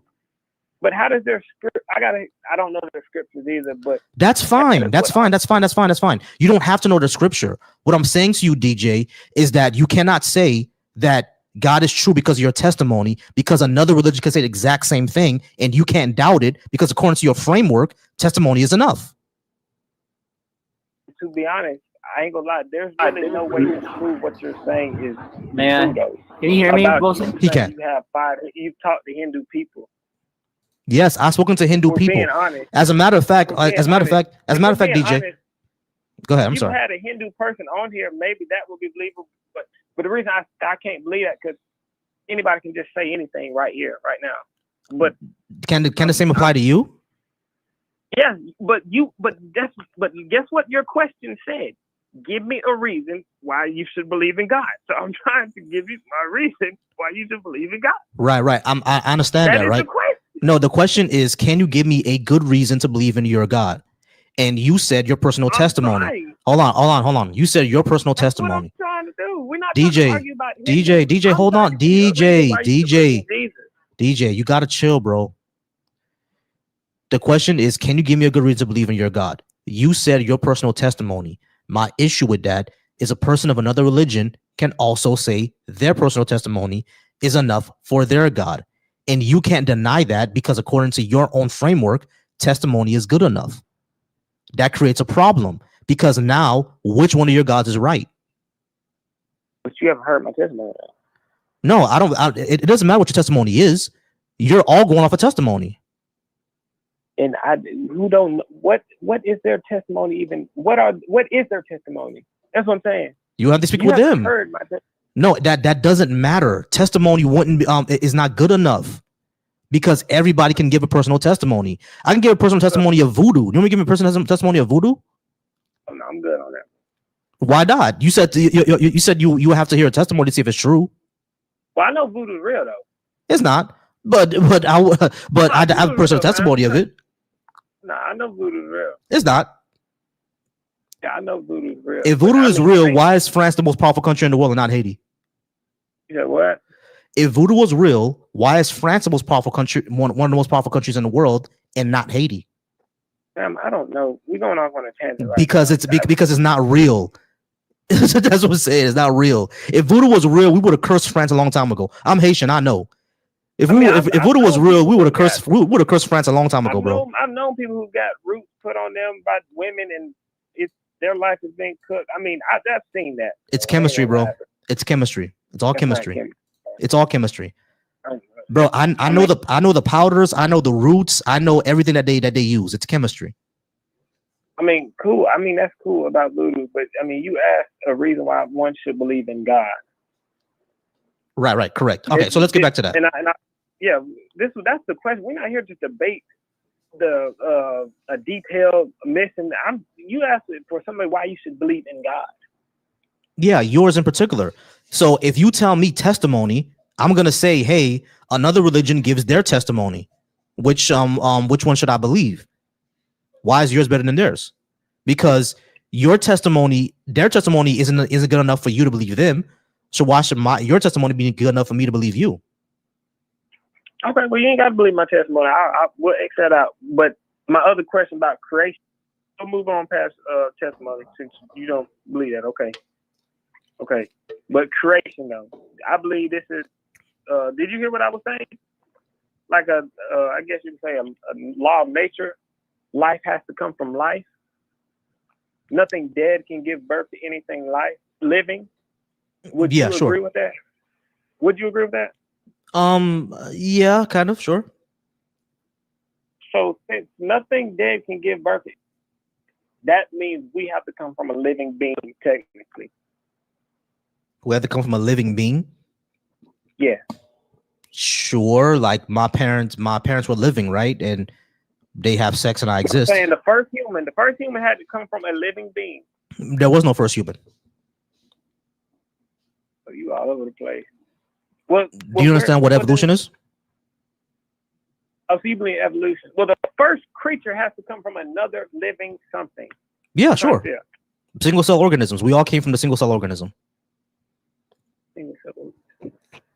I believe it's God. You don't believe it's God? No, because there's no evidence of anything supernatural. So where did the first single cell organism come from? It's probably the process of abiogenesis. Like you have to read up. You have to read up. You don't know, bro. I was just answering you. The process of what? I said abiogenesis is that's likely the answer. Where did abiogenesis come from? Abiogenesis is a process. It's not a thing unto itself.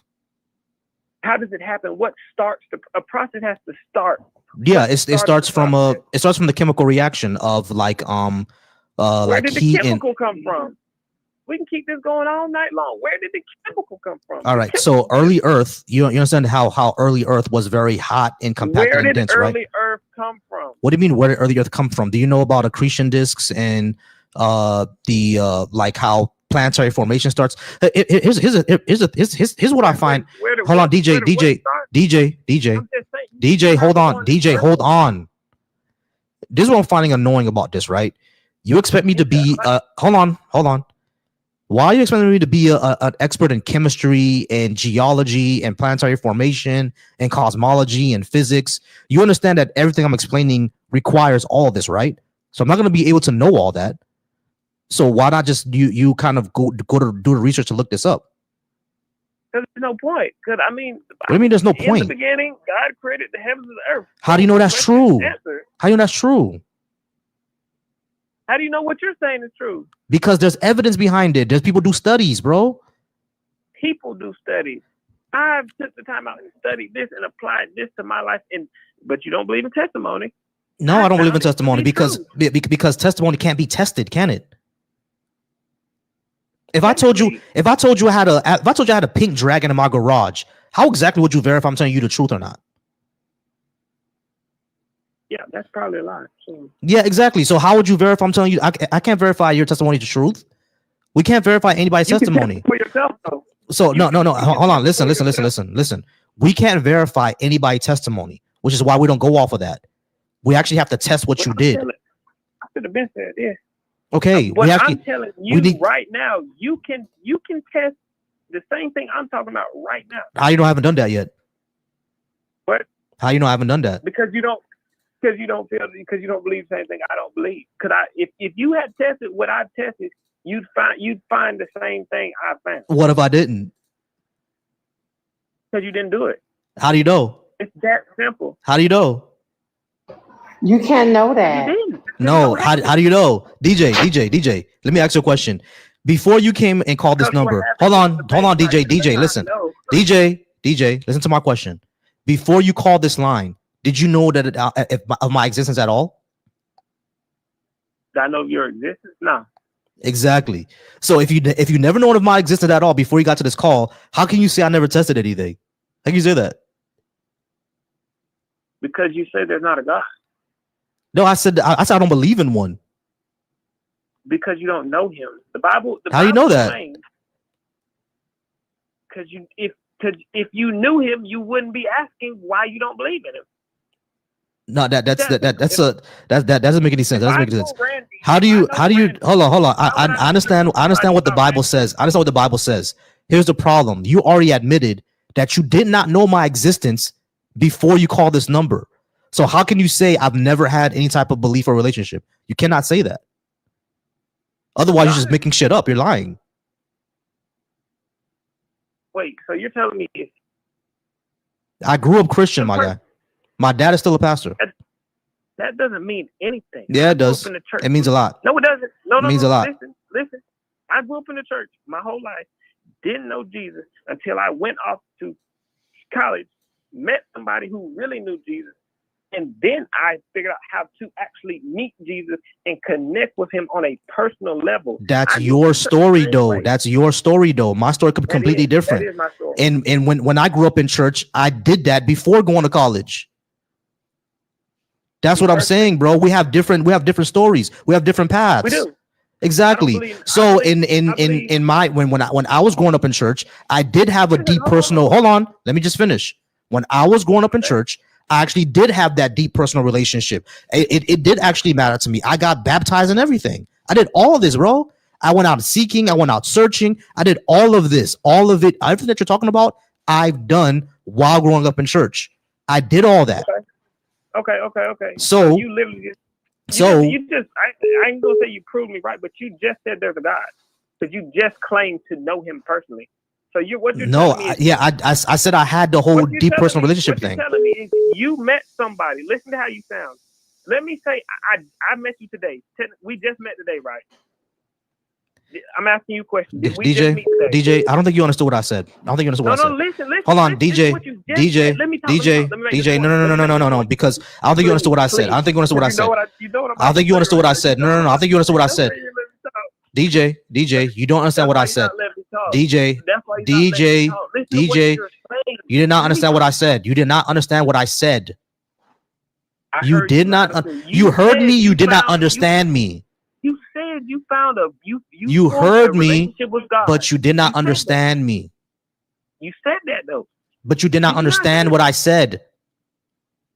You heard me, but you did not understand me. Oh, let me What ask I you, said did you is that, not hold just on. say that you found a You, relationship with God? Did you yeah, not just say that? but you're not Did you not understanding. say that? Yes or no? Because you hit me with that. DJ, Answer yes or no. DJ, Yes or no? DJ, Did you not just say I that? said that. What I'm saying is that you did not understand me. You said you Hearing, hold on. God. Yes. That's nothing. That's Yes, nothing hard. yes, but that does not mean that a God exists just because I believe I had a personal relationship with him. That's why I keep saying that. Hold on, DJ. This is why I keep saying that you heard me, but you did not understand. Bro, can you slow down, please? This is why I keep saying that you heard me, but you didn't understand me. Yes, at that time. Come on, bro. Come on, DJ. I'm trying here, bro. I'm really trying Say here. what you gotta say, then I'm gonna say my point. But say what you gotta say. All right, just be quiet for a second, man. Come on. This is why I say that you heard me, but you didn't understand me. Yes, at that time, I believe I had a personal relationship with God, but just because I believe that doesn't make it true. Just because you believe you have a personal relationship with God doesn't make it true. We need to show what's true first, because there's other religions out there, like I said already, that think they have a personal relationship with their gods, but you're not taking their testimony to be true. You're not taking their relationship to be true. You're not going to convert to Islam. You're not going to convert to Hinduism. You're not going to convert to voodoo. You're not going to do that. But all those religions think they have a personal relationship with their gods too, but you're not going to convert to them. So even according to your framework, believing you have a personal relationship with a God does not mean the God is true. Even according to your own framework. So no, I'm not done. So that means you just gotta wait, dude. What's the problem here? You just gotta wait. So that means we need something more to show that this God is true. And the only thing you said so far is personal testimony. No. Okay, you done now? You done? I'm asking. I don't want to overtalk you no more.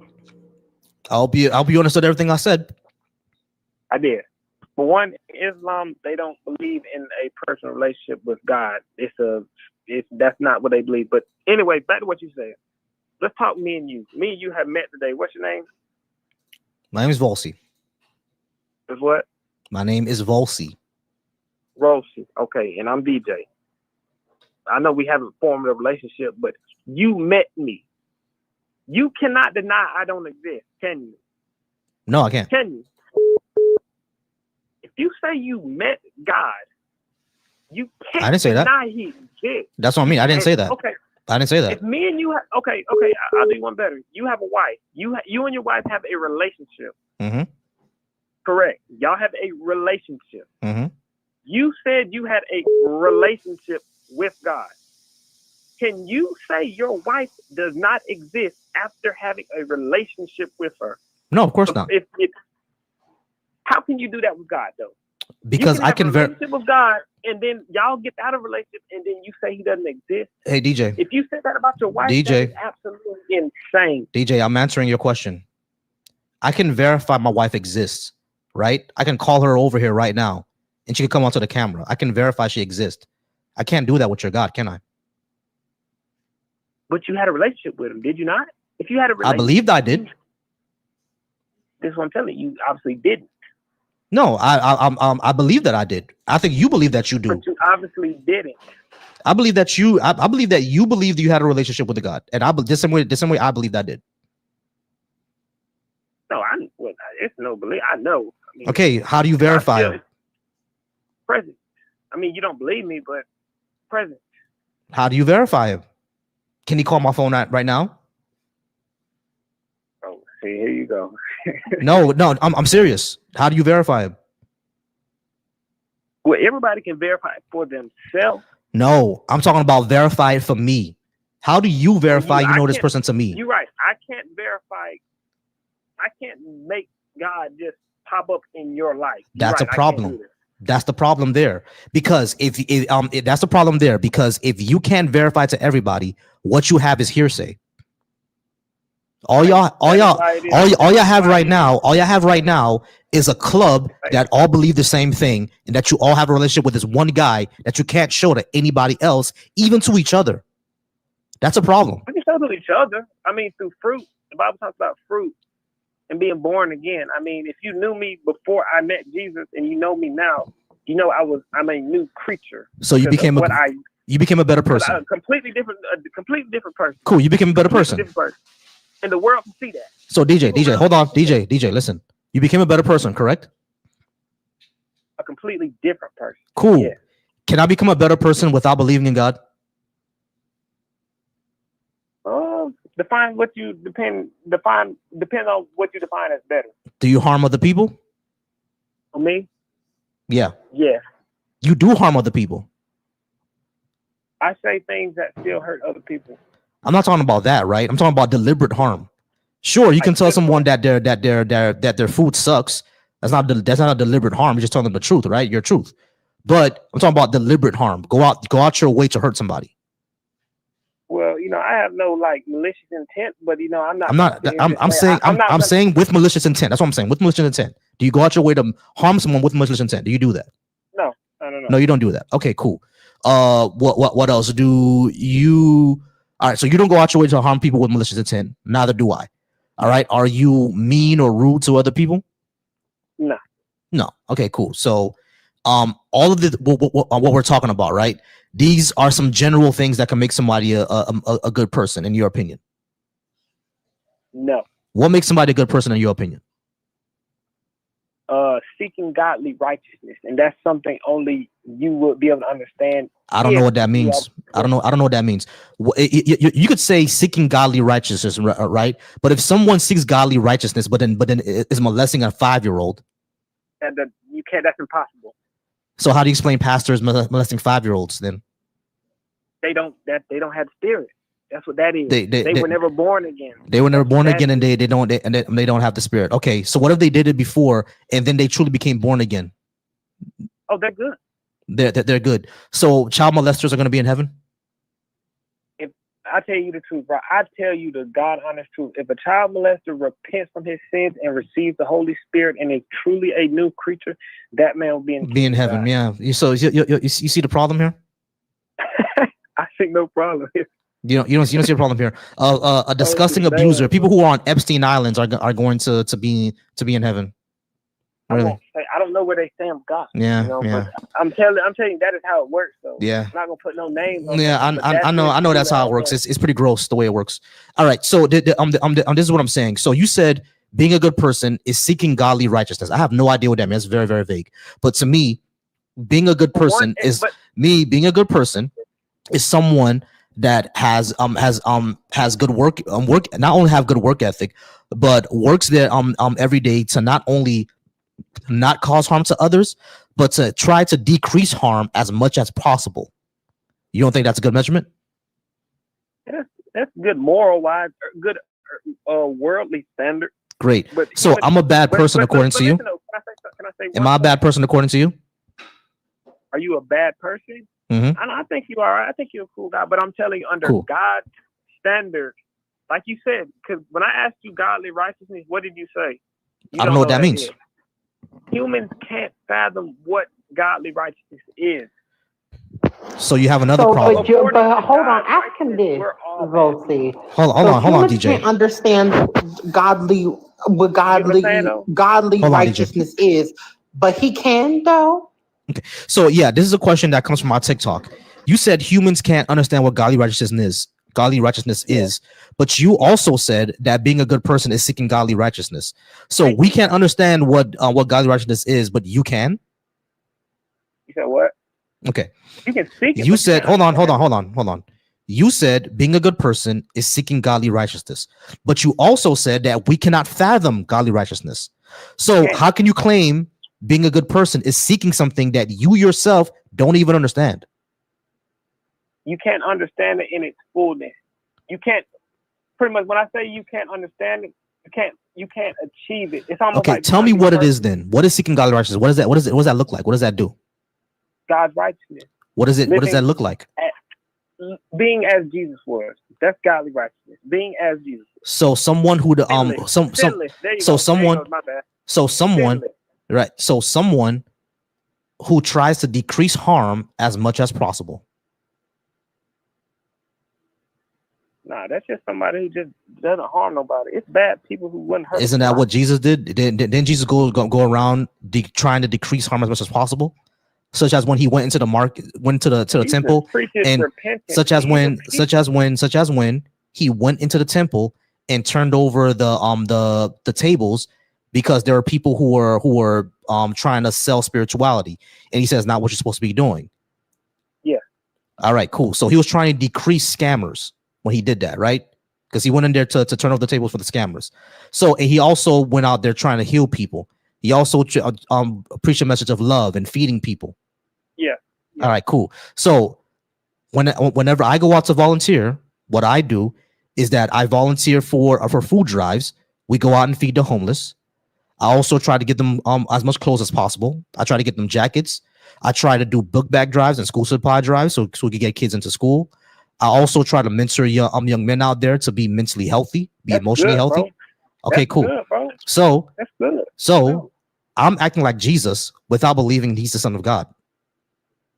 But since you're using Jesus, I'm gonna use Jesus too. Jesus also said, if you look at a woman with lust, you've already committed adultery in adultery.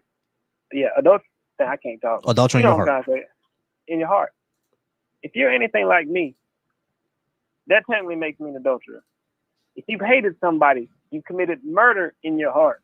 These are words. This is what Jesus said. So technically, I'm a murderer too. I'm not that good according to what Jesus said. Okay, so what Jesus said is bullshit then. Sexually immoral. If you fornicate, you're sexually immoral. Look what he said about people who were sexually. You've had sex before. Jesus didn't say that. Paul said that.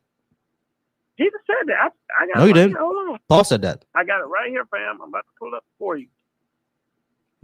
I'm telling you, that comes from Paul. That's come from Jesus. I got it, bro. Hold on.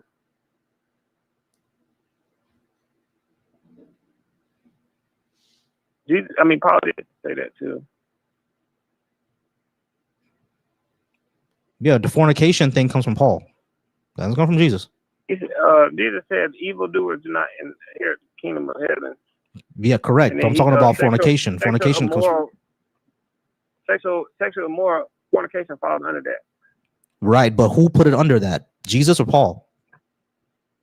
Jesus came before Paul, though. I know Jesus came before Paul, but saying that fornication is sexually immoral, who said that? Was it Paul or was it Jesus? Paul was following the teachings of Jesus. So you're not really answering. You're not answering my question. I understand that Jesus said about stuff. Paul, Paul's the one that said it. All right, so Jesus only said sexual immorality. He didn't say fornication is sexual immorality. Paul says fornication is sexual immorality. So that comes from Paul. But what I'm also saying is that if Jesus saying that lusting and hating someone is therefore murdering them or committing adultery, then what he's saying is bullshit. What? What he's saying is bullshit because hating someone is not killing them.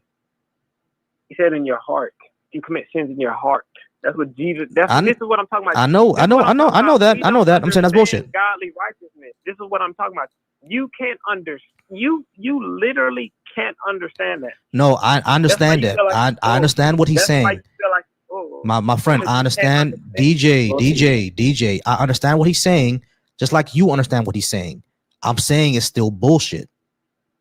To you, because you don't understand it. No. Me understanding is different.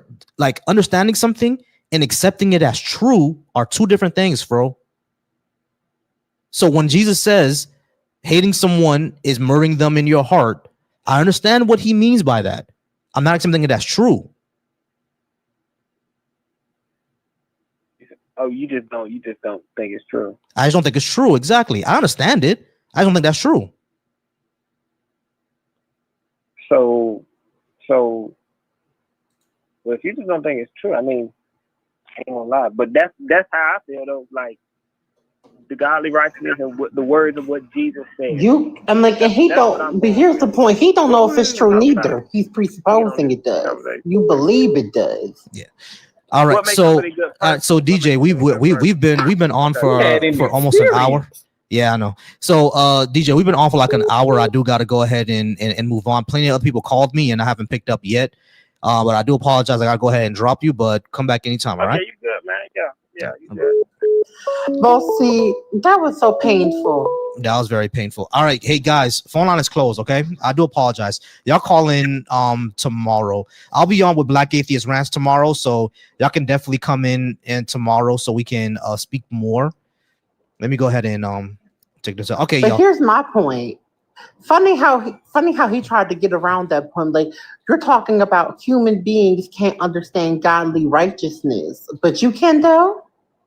Yeah. You know, I think you should have really tackled the fact that righteousness in this way that they're using righteousness, and when you really boil down their texture and their scripture, it doesn't really lead into righteous areas. You know what I mean? Like it doesn't. I'm like, but this is the thing. Christians are very arrogant.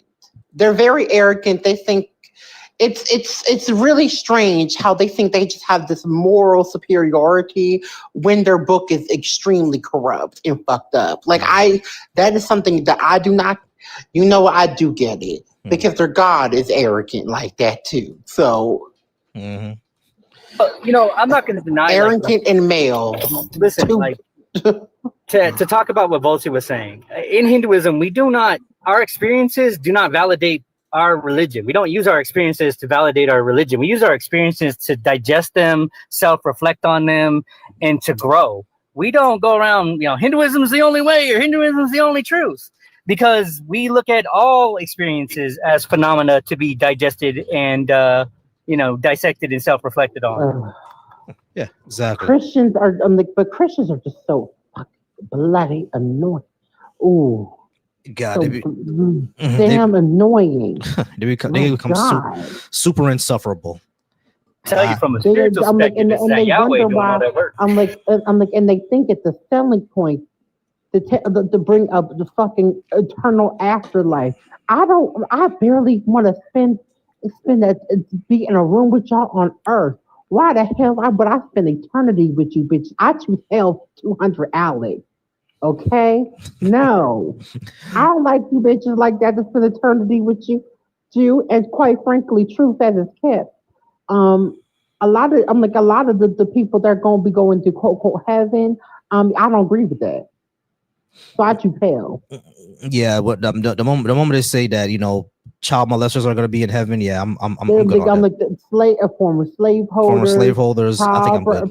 Like some of the most atrocious. But it's like, because I accept that God is my Lord and Savior, I'm like, they're forget. I'm like, no, bitch. I'm sorry. I don't think certain things can be forgiven. Yeah. It's like if you rape a child, as far as I'm concerned, throw them under the jail. Yeah. They don't deserve to be free. I'm actually upset, to be quite honest, that I'm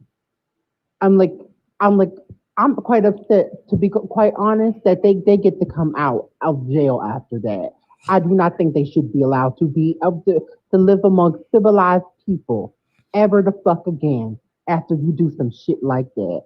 I do not think you should be allowed to. I think that you should have to suffer and suffer the very actions that you inflicted on that child every single day in a prison cell. I wish you to be a prison bitch and to drop the fucking soap. I wish nothing good on a fucking child predator. Yeah, me neither. Hatim, how's it going? Hatim, are you at least 18? And did you want to give us a good reason to believe in a God, or are you a friendly? I see you just followed me. I follow God, but I'm a Muslim. Okay. Yeah, but are you Muslim or Christian or what? I'm not either of those things. I'm not a believer at all. We're atheists. Katie is Buddhist, but me and both are Hindu. Hindu. I'm sorry, Katie. Hindu. So okay, nice to meet you guys. Nice to meet you too. All right, so I'm gonna go ahead and get out of here. I appreciate you for being here. Hatim. How was yesterday? Okay, was it good? Oh, it was good. I went out. I had. I'm like let's just say the tequila and the pre-gaming was fun. I ended up at least twerking on several people's sons. Okay, several people's sons while I was out. You know, it was probably about like 7 to 10 different people's sons I was twerking on. And I had a little tiara on. I had to work really hard to get it into my locks though, child. I had on a cute little dress. I think I showed you a little bit of like the makeup, but right after I had gotten off the live, I still had the powder on. I had brushed it off. And, you know, I had a good time. I had to fix my locks though, put them into a nice style. But yeah, I'm like, yes, I was young, hot, and twerking on people's sons all night. And me and my girls were running the clubs. Sounds a good time. Sounds like an amazing time. I can't wait to have that when me and wifey for my birthday. My birthday is next month on the 31st, so that's gonna be a time. I'm like, yeah, you old ass bitch. Anyway, let me stop playing.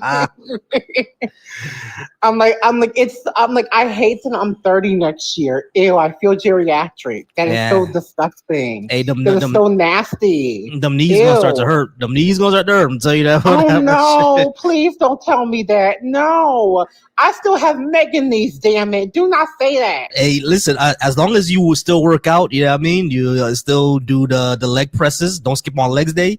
I'm telling y'all right now. Do not skip on leg days in your 20s because you're gonna need them in your 30s. Don't skip on leg days, y'all. Oh my God! Do not say that. Do not say that.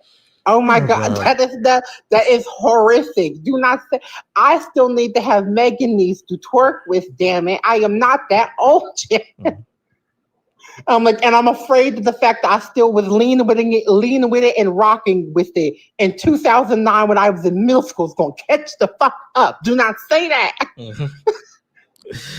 Oh man. All right, guys. Let me go ahead and get out of here. But I appreciate y'all, man. I thank y'all so much for being here. As I always say, be soft, be secure, be affectionate, be wise, be flexible, and